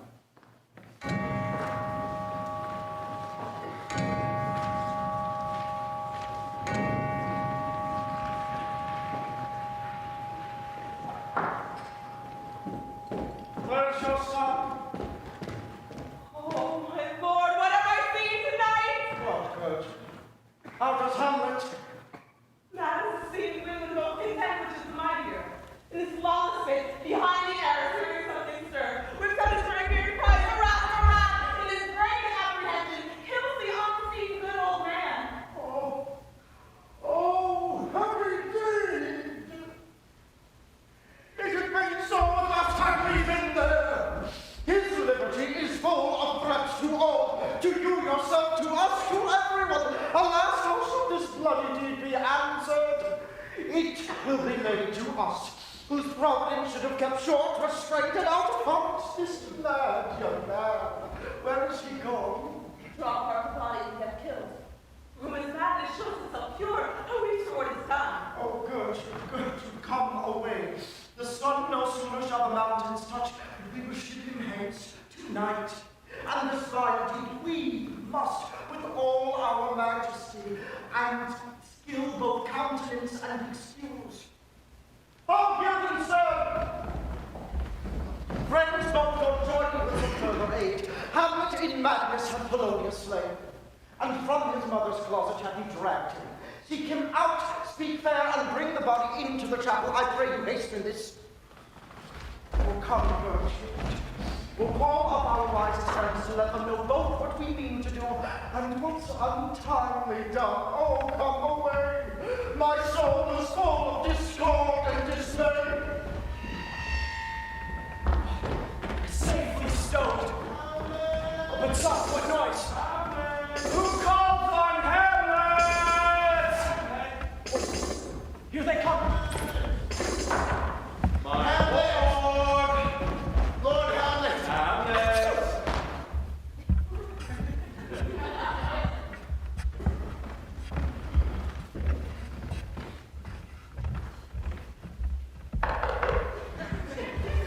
What have you done, my lord, with the dead body? Compounded it with dust, whereto 'tis kin. Tell us where 'tis, that we may take it thence and bear it to the chapel. Oh, nay, do not believe it. Believe what? That I can keep your counsel and not my own. Besides, to be demanded of a sponge, what replication should be made by the son of a king? Take you me for a sponge, my lord? Aye, sir, one that soaks up the king's countenance, his rewards, his authorities. But such officers do the king best service in the end. He keeps them like an ape, an apple in the corner of his jaw. First to be mad, to be last swallowed. When he needs what you have gleaned, it is but squeezing you. And, sponge, you shall be dried. I understand not, my lord. I am glad of it. A knavish speech sleeps in a foolish ear. My lord, you must tell us where the body is and go with us to the king. Oh, the body is with the king, but the king is not with the body. The king is a thing... A thing, my lord? Of nothing. Bring me to him. High fox and all I have sent to seek him and to find the body. How dangerous it is that this man goes loose. Yet must not we put a strong law on him. He's glad of the distracted multitude who like not in their judgment but their eye, and where it is so, the offender scourges way to repair the offense. Oh, now, what has befallen? Where the dead body is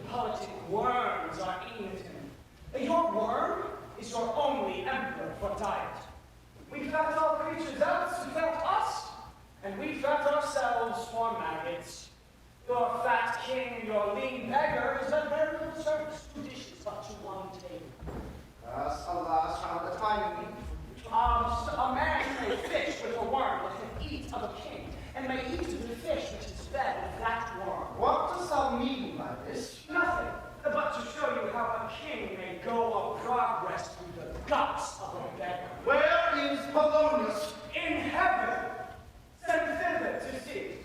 If your messenger find him not there, seek him in the other place yourself. But if you find him not within a month, you shall nose him as you go up the stairs into the lounge. Go seek him there. They will stay till you come. Hamlet, this deed of thine, and for thine special safety, which we do tender, as we dearly grieve for that which thou hast done, must set thee hence with fiery witness. Therefore prepare thyself. The bark is ready and the wind at help. The associates tamed, and everything is bent for England. For England! I have it. Good. So it is thou givest our purpose. I see a cherub that sees them. But come, for England! Farewell, good mother. Thy loving father, Hamlet. Oh, my mother. A man and wife is father and mother is man and wife. Man and wife is one flesh. And so, farewell, mother. But come for England! Follow him afoot. Gentle with speed aboard. Delay it not. I'll have him hence tonight.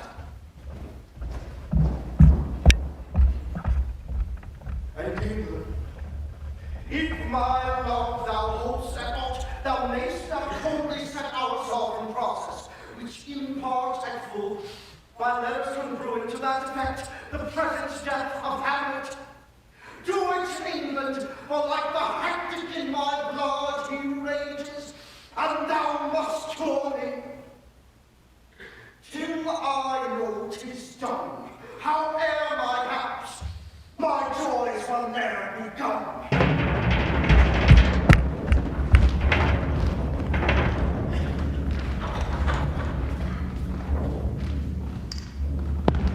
Go, Captain. From me greet the Danish king. Tell him that by his license, Fortinbras craves the conveyance of a promised march over his kingdom. You know the rendezvous. If that his majesty would aught with us, we shall express our duty in his eye, and let him know, sir. I will do it, my lord. Go softly off.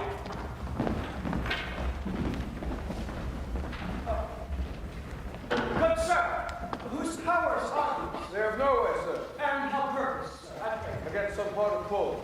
And who commands them, sir? The nephew to old Norway, Fortinbras. Goes it against the main of Poland, sir, or for some frontier? Truly to speak, and with no addition. We go to gain a little patch of ground that hath in it no profit but the name. Pay 5 ducats. 5, I would not farm it. Why, then the Polak never will defend it. Yes, it is already garrisoned. 2,000 souls and 20,000 ducats will now debate the question of this straw. I humbly thank you, sir. God be with you, sir. Will it please you go, my lord? I'll be with you straight. Go a little before me.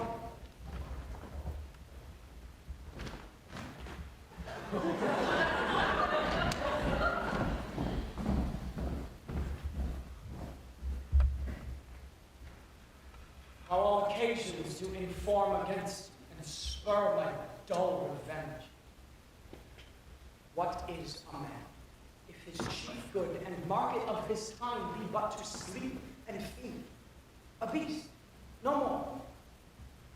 Sure, he that made us with such large discourse, looking before and after, gave us not that capability and godlike reason to fuss in us unused. Now, whether it be bestial oblivion or some craven scruple of thinking too precisely on the event, a thought which quarter hath but 1 part's wisdom and never 3 parts power. I do not know why yet I live to say these things to do, since I have cause and will and strength and means to do it. Examples gross as earth exhort me. Witness this army of such mass in charge, led by a delicate and tender prince, whose spirit with divine ambition puffed makes mouths at the invisible event, exposing what is mortal and unsure to all that fortune, death, and danger dare, even for an eggshell.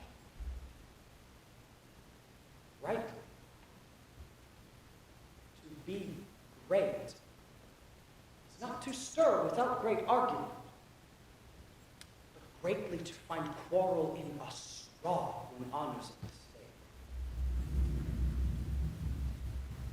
How stand I then, that have a father killed, a mother stained, excitements to my reason and my blood, and let all sleep? While to my shame, I see the imminent death of 20,000 men, that for a fantasy and a trick of bane go to their graves like beds. Fight for a plot whereon the numbers cannot try the cause, which is not tomb enough and continent to hide the slain. Oh, from this time forth, my thoughts be bloody or be nothing worth. I will not speak to her. She is importunate. Indeed, distract. Her mood must needs be pitied. What would she have? She speaks much of her father, hems and beats her heart, speaks things in doubt which carry but half sense. Her speech is nothing, yet the unshaped use of it doth move the hearer to collection. They gape at it, and botch the words up fit to their own thoughts. For good she was spoken with, for she may strew dangerous conjectures in ill-breeding minds. Let her come in.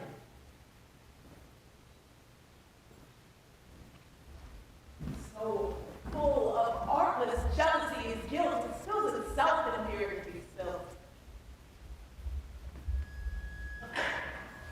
Where is the beauteous majesty of Denmark? How now, Ophelia? How should I go true love know from another one, with his cockle hat and staff and his sandal shoe? Last sweet lady, what invokes the song?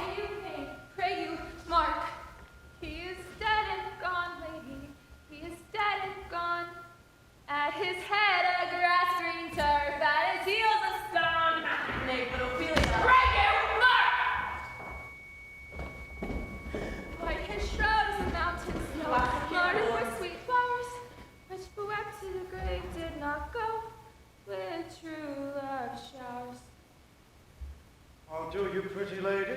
Well, got you of you, they say the owl is a baker's daughter. Lord, we know what we are, but know not what we may be. God, the other table. Each upon her father. Pray, let's have no work of this. What may I ask you what it means? Say you this. Tomorrow is St. Valentine's Day, I'll live in the morning with time, and I am made at your window to be your Valentine. Happy roses on his clothes and up the chamber door. Let it be that out of me depart no more. Pretty Ophelia? Indeed, without a note, I'll make an end of it. If I just sit by St. Charity, I'll have to fight for shame. Young men will do it. They come to it by clock. They are to blame. Oh, she, before you tumble me, promise me to wed. He answers, so what I have done by yonder sun, and thou hast not come to my bed. How long has she been thus? I hope all will be well. We must be patient. But I cannot choose but weep to think they would lay him on the cold ground. My brother shall know of it! And so, I thank you for your good counsel. Come, my coach. Good night, ladies. Good night, ladies. Good night. Night. Follow her close, give her good watch, I pray you. Oh, this is the poison of deep grief. It springs all from her father's death, and now behold, oh Gertrude, when sorrows come, they come not single spies, but in battalions. First her father slain, next your son gone, and he most violent author of his own just removed. The people, thick and unwholesome in their thoughts for good Polonius' death, and we have done but greenly in hugger-mugger to inter him. Poor Ophelia, divided from herself and her fair judgment, without the which we are pictures on the beasts. Last, and as much containing as all these,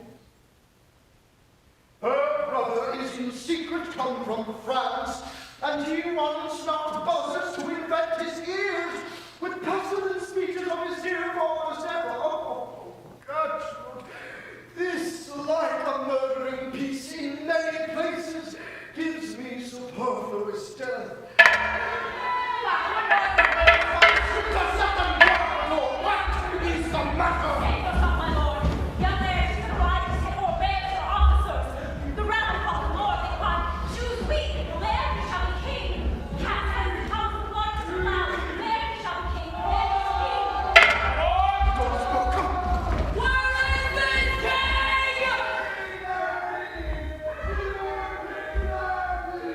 Sir, stand you all about.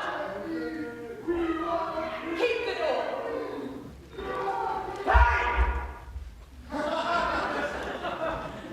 Oh, thou vile king!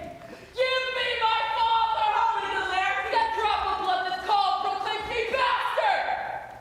Christ coupled to my father, brands the harlot even here between the chaste, unsmirched brow of my true mother! What is the cause, Laertes, that thy rebellion looks so giant? Let me go, Gertrude. Do not fear our person. There's such divinity doth hedge a king that treason cannot peep to what is wood, as little of his wood.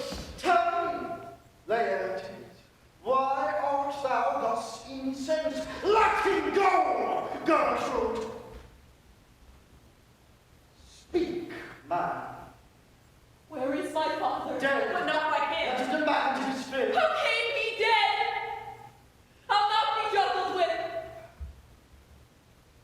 To hell, allegiance, vows to the blackest devil, conscience and grace in the profoundest pit. I dare damnation. To this point I stand that both the worlds I give to negligence. Let come what comes, only I'll be revenged most thoroughly for my father. Who shall stay? My will, not all the world's. Good Laertes, if you desire to know the certainty of your dear father's death, is written your revenge, that soothsay you draw both friend and foe, winner and loser. None but his enemies. You know them then. His good friends thus wide all over my arms. Why? Now you sound like a good child and a true gentleman. But I am guiltless of your dear father's death, and do most sensibly in grief for it, that shall as level to your judgment fear as day does to your eye. Bonnie, sweet Robin. Now what noise is this? Good.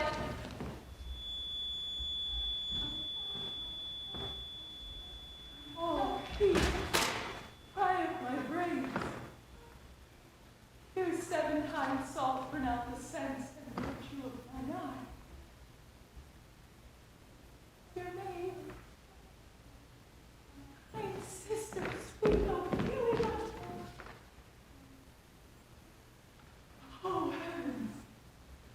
It's possible a young maid's wit should be as mortal as an old man's life. Before him bare-faced on the pier, hey naughty, hey naughty, on his grey rained many a tear. Fare you well, my dove. Sell thy wits and didst persuade revenge, it could not move thus. Here's rosemary. That's for remembrance. You love remember? And there's pansies. That's for thoughts. Document in madness, thoughts and remembrance hidden. There's fennel for you. And columbines. Here's rue for you. And here's some for me. You may call it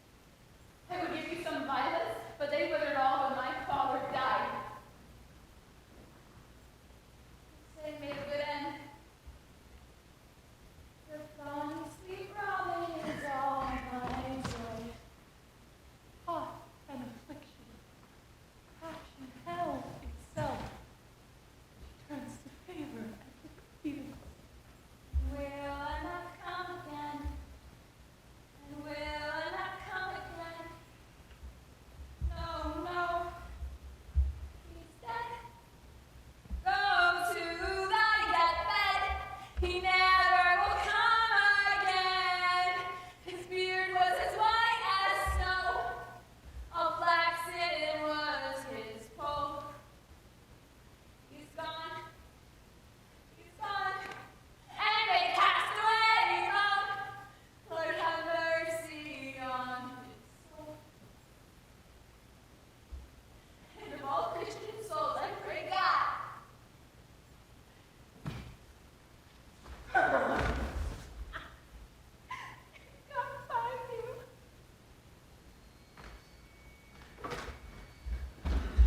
Do you see this? Oh, God.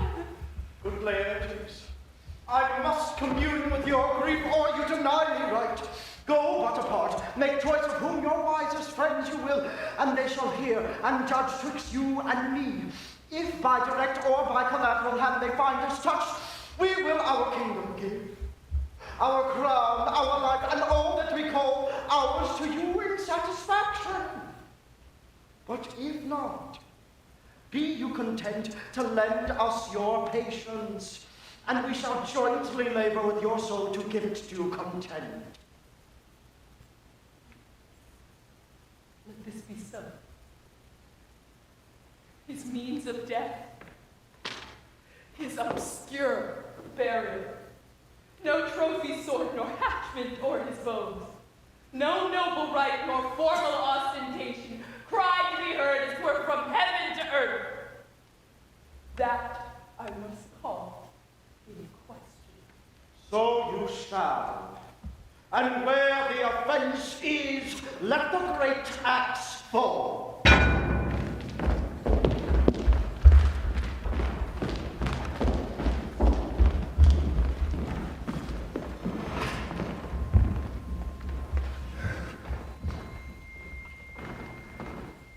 God bless you, sir.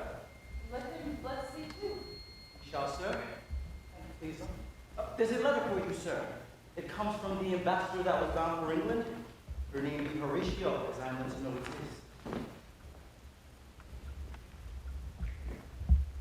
Horatio, when thou shalt overlook this, give these fellows some means the king. They have letters for him. Everywhere, 2 days I would see a pirate, a very warlike huntsman, gave us chase. Finding ourselves too slow of sail, we put on a compelled valor, and in the grapple I boarded them. On the instant they got clear of our ship, so I alone became their prisoner. They have done with me like thieves of mercy, but they knew what they did. I am to do a good turn for them. Let the king have the letters I have sent, and repair thou to me with as much haste as thou wouldst plead death.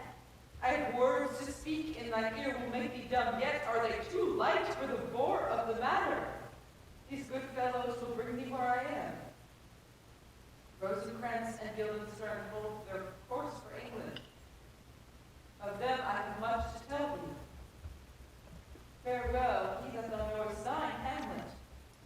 Come, I will give you way for these your letters, and do it the speedier, that you may direct me to him from whom you brought them. Now must your conscience my acquitted seal, and you must put me in your heart, your friend. Since you have heard and with an knowing ear that he that hath your noble father slain pursued my life. Well appears. And so have I, noble father lost, and sister driven into desperate terms. But my revenge will come. Break not your sleeps for that. For you must not think that we are made of stuff so flat and dull that we can let our beards be shook with some danger and think it pastime. You shall shortly hear more. I love your father, and we love ourselves, and that I hope will teach you to marry. And now, what news? Letters, my lord, from Hamlet. From Hamlet? Who brought them? Sailors, my lord, they say. I saw them not. Please. Which is me? Nose ahead. This Hamlet's character. If it be so, Laertes. How should it be so? How otherwise? Will you be ruled by me? I, my lord, if so to thine own peace. Laertes, was your father dear to you, or are you like a painting of a sorrow, a face without a heart? Not that I think you did not love your father, but to the quickly also Hamlet comes back. What would you undertake to show yourself your father's son indeed more than in words? To cut his throat in the church. No place indeed should murder saints shrines. Revenge should have no bounds, but good Laertes will you do this. Keep close within your chambers. Hamlet returns shall know you are come home. Will put on those shall praise your excellence with a rapier, bring you in fine together, and wager on your heads. He, being remiss, most generous, and free from all contriving, will not peruse the foils, so that with ease, or with little shuffling, you may choose a sword unbaited, and in pass of practice, requite him for your father. I will do it. And for this purpose, I'll anoint my sword. I bought an unction of a mountebank so mortal that the given knife, no cataplasm under the moon can save the thing from death that is but scratched with all. I'll touch my point with this contagion, that if I gall him slightly, it may be death. Let's further think on this. If our drift look through our bad performance and this should fail, 'twere better not to essayed. Therefore this project should have back or second, that might hold if this should last and prove. So, let me see.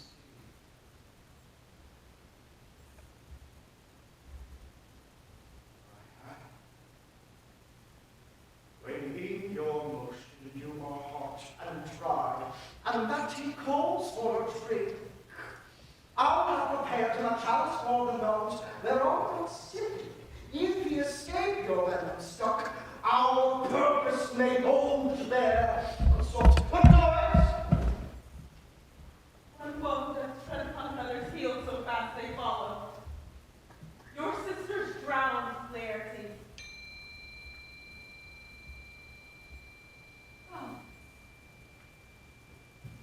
Oh, where? There is a willow, grows a slanted brook, which shows torn leaves to the glassy stream. They are fantastic garlands that you make of crow flowers, nettles, daisies, and long purples. That liberal shepherds give a grosser name, but our old maids do dead men's fingers call them. There, on the pendant boughs, her crowned leaves clamoring to hang. The envious slimmer broke. For down her weedy trophies and herself fell into the weeping brook. Her clothes spread wide, and mermaid like a while they bore her up. Long it could not be, before her garments, heavy with their drink, poor wretch from melodious lay, to muddy death. And she is drowned. Drowned. Too much water has thou poured, Ophelia. And therefore I forbid my tears.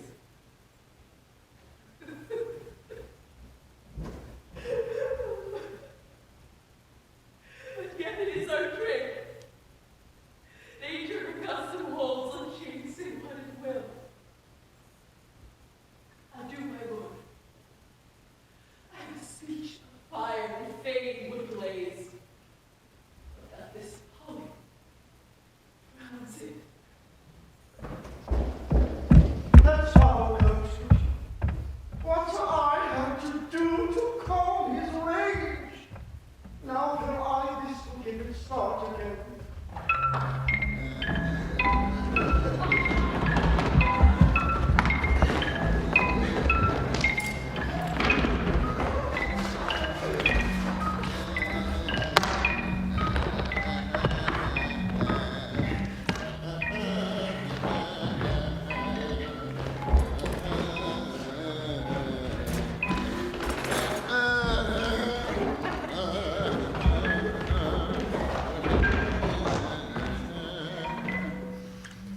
Is she to be buried in Christian burial that willfully seeks her own salvation? I tell thee she is, and therefore make her grave straight. The crown of us sat upon her and binds in Christian burial. How can that be, unless she drowned herself in her own defense? Why just found so? It must be say often, and no, it cannot be else. For here lies the point. If I drown myself wittingly, it argues an act. An act has 3 branches. It is to act, to do, and to perform. Art thou? She drowned herself wittingly. Nay, you good man, Delver. Give me leave. Here lies the water. Good. Here stands the man. Good. If the man go to this water and drown himself, it is will he, nil he goes. Mark you that. But if the water come to him and drown him, he drowns not himself. Argal, he that is not guilty of his own death, shortens not his own life. Will you have truth on it? If this had not been a gentlewoman, she should have been buried out of Christian burial. Come, my spade. There is no ancient gentleman, but gardeners, ditchers, and grave makers. They hold up Adam's profession. Was he a gentleman? He was the first that ever bore arms. Why, he had none. What art thou even? How dost thou understand the scripture? The scripture says Adam digged. Could he dig without arms? I'll put another question to thee. Go to. What is he that builds stronger than either the mason, the shipwright, or the carpenter? The gallows maker. For that freight outlives 1,000 pennies. If I went well, in good faith, the gallows does well, but too tight in. Come. Who builds stronger than the mason, the shipwright, and the carpenter? Aye, tell me that none yoke. Every now if you tell. Toot. Master, I cannot tell. Cudgel thy brains no more about it, for your dull ass will not mend his pace with beating. And when you are asked this question next, say a grave maker. The houses he makes last till doomsday.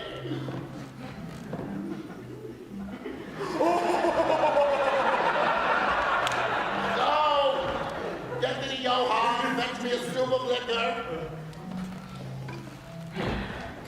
And you find it after thought it was very sweet to contract the time when I beheld methought there was nothing. Has this fellow no feeling of his business that he sings at grave making? Custom hath made it in him a property of easiness. 'Tis e'en so. Hath clawed me in his blood, and hath shipped me into the land as if I had never. That skull had a tongue in it and could sing once. Now this knave jowls it to the ground as if 'twere Cain's jawbone that did the first murder.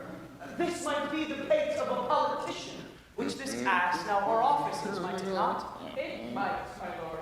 Or of a courtier, who might say, good morrow, sweet lord, how dost thou, good lord? This might be my lord such a one, who begged my lord such a one's horse when he meant to praise it, might it not? Aye, my lord. Why, e'en so. And now my lady worms, and knocked about the mazzard with the sexton's spade. King's fine revolution, and we had the trick to see it. Oh, a pickaxe and a spade for and a shroud. Oh, a pretty blade to be made for such a guest as me. There's another. Why might not this be the skull of a lawyer? Or why does he suffer this rude knave now to knock him about the sconce with a dirty shovel, and will not tell him of his action at the battery?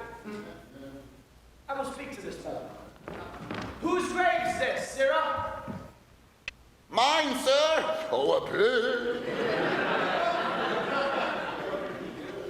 I think it be thine indeed, for thou liest in't. You lie out on't, sir, and yet 'tis not yours. For my part, I do not lie in't, and yet it is mine. Thou dost lie in't. To be in't and say 'tis thine. 'Tis for the dead, not for the quick. Therefore thou liest. 'Tis a quick lie, sir. 'Twill away again from me to you. What man is to be buried in it? No man, sir. What woman, then? None neither. Who is to be buried in it? One that was a woman, sir. But, rest her soul, she's dead. How absolute the name is. We must speak by the heart, or equivocation will outdo us. How long hast thou been a grave maker? Of all the days in the year, I came to that day our last king Hamlet overcame Fortinbras. And how long is that set? Cannot you tell that? Every fool can tell that. It was the very day young Hamlet was born, he that is mad and sent into England. Aye, married. Why is he sent into England? Why, because he was mad. He shall recover his wits there. Or if he do not, 'tis no great matter there. Why? 'Twill not be seen in him there. There, the men are as mad as he. How came he mad? Very strangely, they say. How strangely. Faith, in with losing his wits.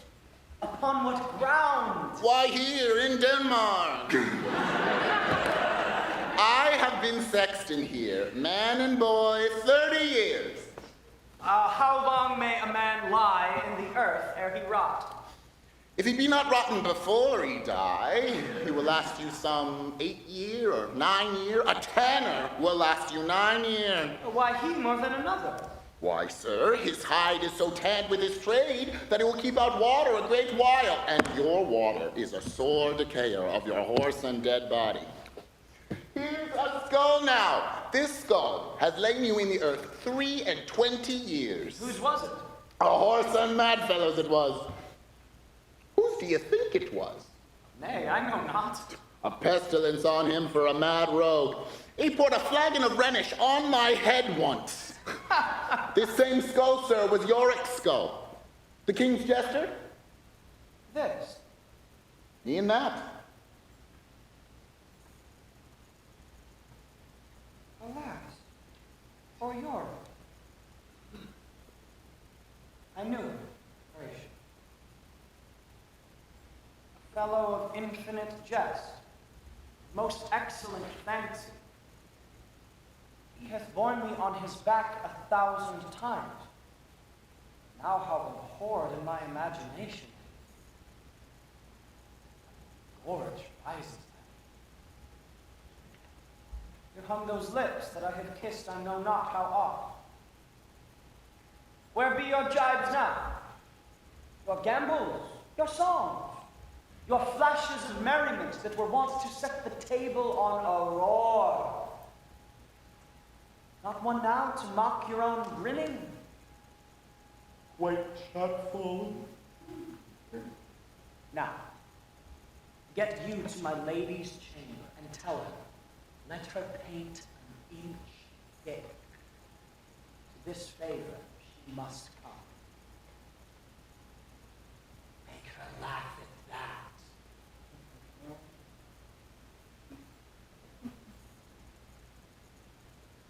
I prithee, Horatio, tell me one thing. What's that, my lord? The Southwick Alexander looked in this fashion in the earth. Even so. Smelt so? Even so, my lord. To what base uses we may return, Horatio? Why might not imagination trace the noble dust of Alexander till he find it stopping a bunghole? Or to consider, curiously to consider so? No, faith, not a jot. Alexander was buried. Alexander died. Alexander was buried. Alexander returneth into dust. Dust is earth. Of earth we make loan. And why? Of that loan whereto he was converted, might they not stop a beer bed? Imperial Caesar, dead and turned to clay, might stop a hole to keep the wind away. Stop, stop. Here comes the king, the queen, the courtiers. Who is that they follow? With such amazing rights. They stop the token, the course they follow, desperate to its own life. Oh, the some mistake. Utterly wise heart.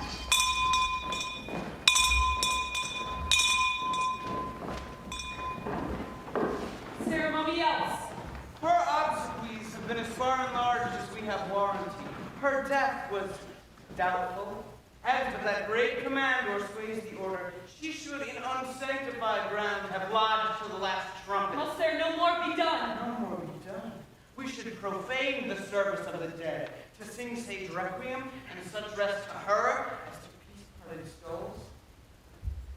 Lay her in the earth, and from her fair and unpolluted flesh may violets spring. I tell you, churlish truth, a ministering angel shall my sister be when thou liest howling. What's the fairer feeling? Sweet, sweet, farewell. I hope thou should have been my Hamlet's wife. I thought thy bride bed to have decked, sweet maid, and not to have strewn thy grave. Oh, treble woe. Fall 10 times treble on that cursed head, whose wicked deed thy most ingenious sense deprived thee of. Hold off the earth awhile till I have caught her once more in mine arms.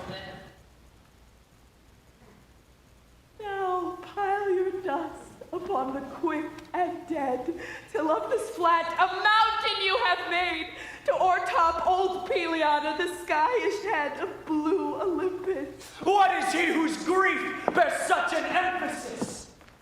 Whose phrase of sorrow conjures the wandering stars and makes them stand like wonder-wounded hearers? This is I, Hamlet the Dane. The devil take that sword!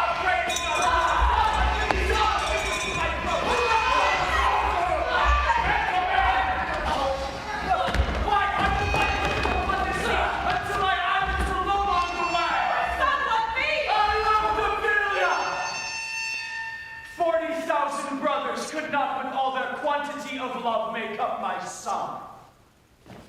What wilt thou do for me? Oh, he is mad! Oh, just forbear it! Swoons, show me what thou wilt do.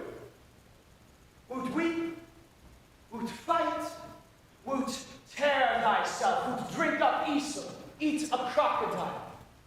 I'll do it. Dost thou come here to whine, to outface me with leaping in her grave? Be buried quick with her, and so will I. Nay, and thou wilt not. I'll rant as well as thou. What is the reason that you use this? I loved you ever. But it is no matter. Let Hercules himself do as he may. The cat will mew, and dog will have his day. This is mere madness. I pray you, little Horatio, wait upon him. Strengthen the door, please, to our last night's speech. Or put the man in charge. Good God, set some watch over your son. An hour of quiet shortly shall we see. Till then, in patience our proceeding be.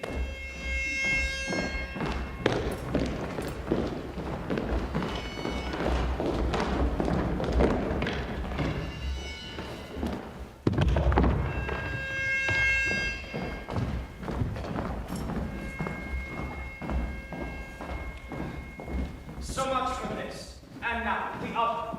You do remember all the circumstances? Remember it, my lord. Sir, in my heart there was a kind of fighting that would not let me sleep. There's a divinity that shapes our ends. Rough hew them how we will. That's most certain. Up from my cabin in the dark wrote I. Fingered their patent, and in fine withdrew to my meridian. Making so bold, my fears forgetting manners, to unseal their grand commission. Where I found Horatio. Oh, royal knavery. An exact command, larded with many several sorts of reasons why on the supervised, no leisure baited, no not to stay the grinding of the axe, my head should be struck off. It's possible. Here's the commission. Read it at more leisure. But wilt thou hear me how I did proceed? Beseech you. Being thus benetted round with villainies, I sat him down, devised a new commission, wrote it fair, on earnest conjuration from the As England is his faithful tributary, as love might her wheaten garland wear, as peace should still her wheaten garland wear, and many such like as is of great charge. Why, on the view and knowing of these contents, without debatement further more or less, he should the bearers put to sudden death, not shriving time allowed. How was this sealed? Right? Even in that was heaven ordinance. I had my father's signet in my purse, which was the model of that Danish seal. So Guildenstern and Rosencrantz go too. Why, man, they did make love to this employment. They are not near my conscience. Why, what a king is this? Does it not? Stand be now upon it. He that hath killed my king, whored my mother, popped in between the election and my hopes, and with such cozenage. Is't not perfect conscience to quit him with this arm? Must be shortly known to him from England the issue of the business there. It will be short. The interim's mine. But I am sorry, good Horatio, that to Laertes I forgot myself. For in the image of my cause I see the portraiture of his. I'll court his favors. But sure, the bravery of his grief did put me into a towering passion. Peace, who comes here? Your lordship is right welcome back to Denmark. I humbly thank you, sir. Dost thou know this waterfly? Oh, thy state is the more gracious, for 'tis a vice to know him. He hath much land, and fertile.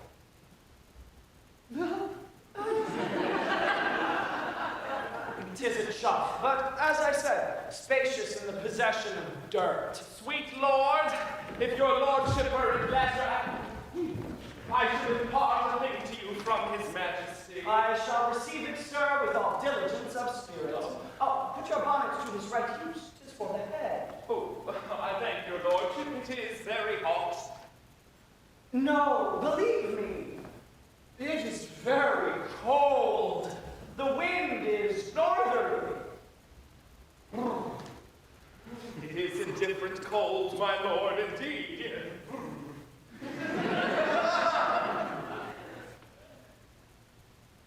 And yet methinks it is very sultry and hot for my complexion. Oh, exceedingly, my lord.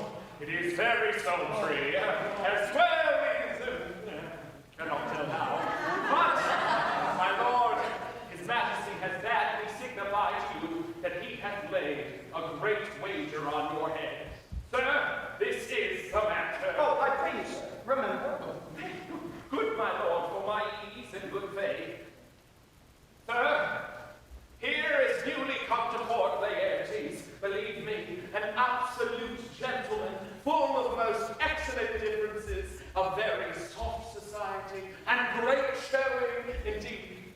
To speak feelingly of him, he is the card or calendar of gentry, for you shall find in him the contenant of what part a gentleman would see. Sir, his definement suffers no perdition in you.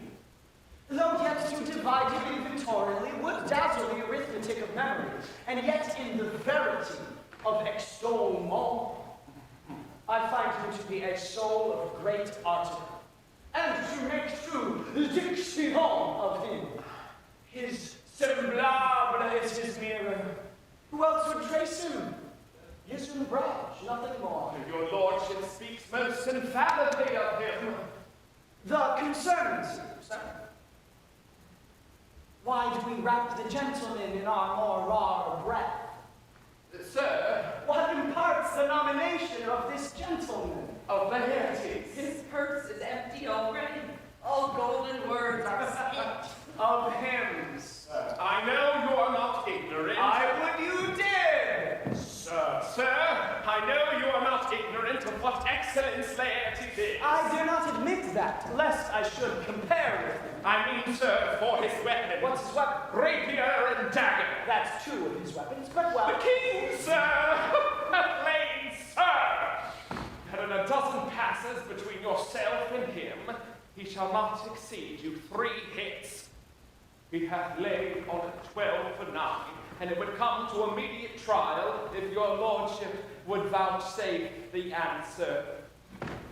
How if I answer no? I mean the opposition of your person in trial. Sir, I will walk here in the hall. If it please his majesty, it be the breathing time of day with me. Let the foils be brought, the gentleman willing, and the king hold his purpose. I will win for him an I can. If not, I gain nothing but my shame and the odd hits. Shall I re-deliver you e'en so? To this effect, sir, after what flourish your nature will. I commend my duty to your lordship. Yours. Does well to commend it himself. There are no tongues else for his turn. You will lose this wager, my lord. I do not think so.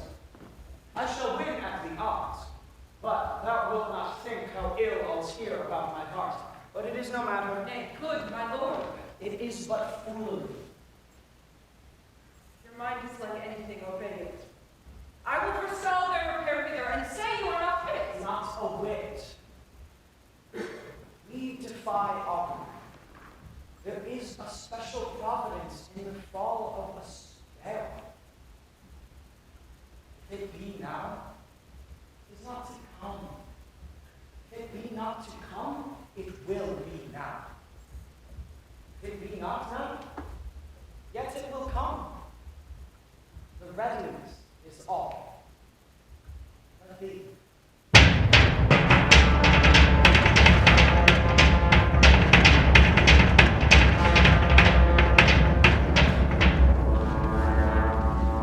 Come, Hamlet, come and take this hand from me. Give me your pardon, sir. I've done you wrong. But pardon it, as you are a gentleman. Sir, this presence knows, and you must needs have heard, how I am punished with a sore distraction.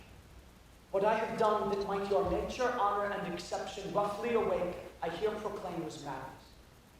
Sir, in this audience, let my discerning from a purposed evil free me so far in your most generous thoughts that I have shot my arrow o'er the house and hurt my flow.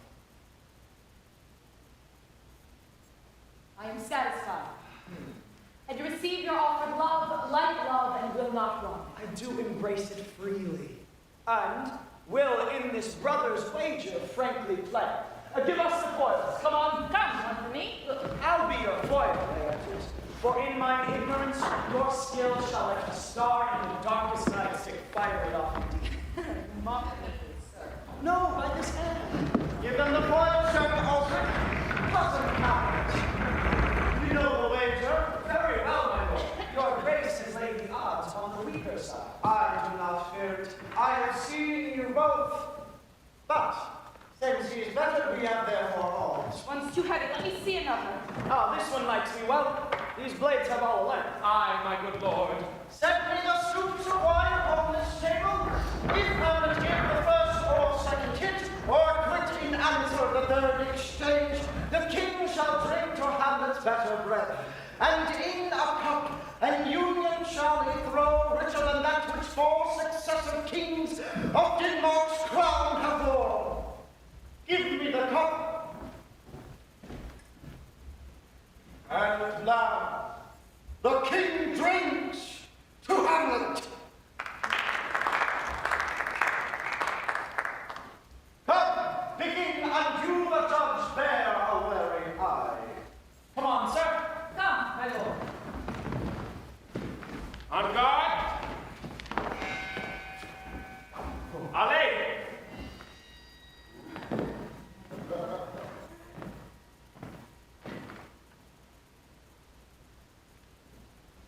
Oh,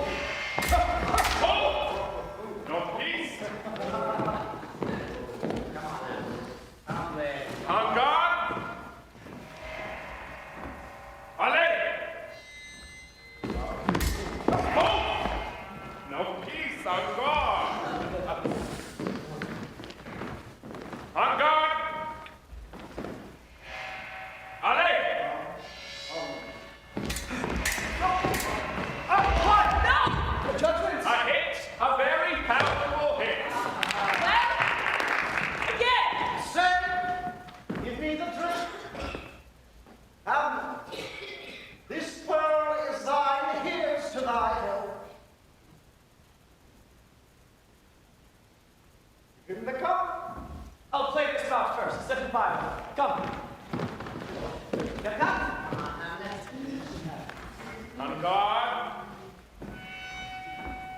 Allez!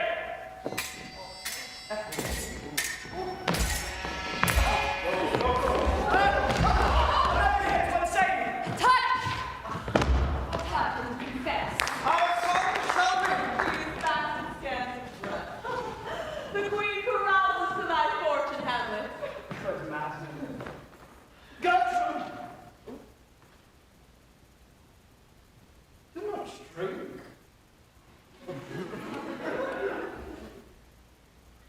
I will, my lord. I pray you pardon me. I dare not drink yet. By and by, come for the third, Laertes. You do but dally. I pray you pass with your best violence. I'm feared you make a wanton of me. Say you so. Come on. On guard. Allez!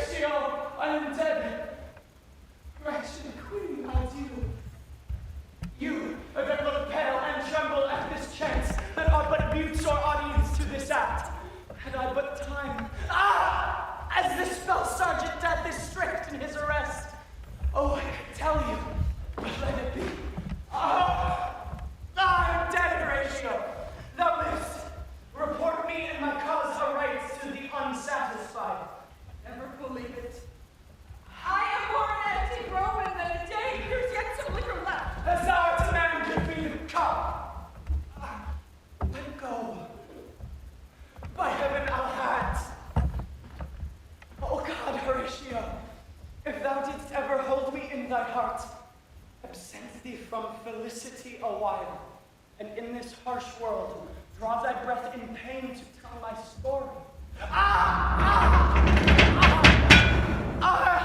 What warlike noise is this? Young Ross, with conquest come from Poland to the ambassadors of England, is this warlike volley. I die, Horatio! I cannot live to hear the news from England. But I do prophesy the election lights on Fortune Brass. He has my dying voice, so tell him. The rest is silent.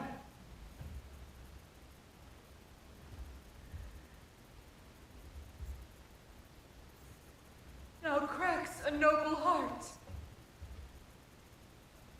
Good night, sweet prince. And flights of angels sing thee to thy rest. Where is the sun? What is it you would see?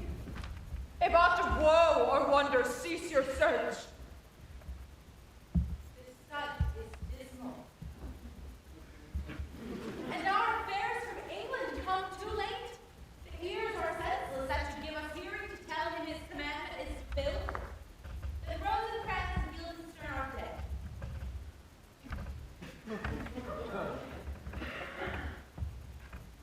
Where should we have our thanks? Not from his mouth. Had it the ability of life to thank you. He never gave commandment for their death.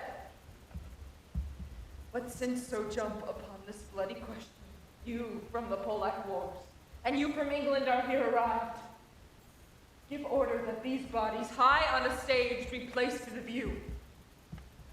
And let me speak to the yet unknowing world how these things came about. So shall you hear of carnal, bloody, and unnatural acts, of accidental judgments, casual slaughters, and deaths put on by cunning. All this can I truly deliver. Let us haste to hear it. Call the noblest to the arms. For me, with sorrow, I embrace my fortune. I have some rights of memory in this kingdom, which now to claim my master's doesn't fight. Of that shall I also have cause to speak. And from his mouth, whose voice will draw no more,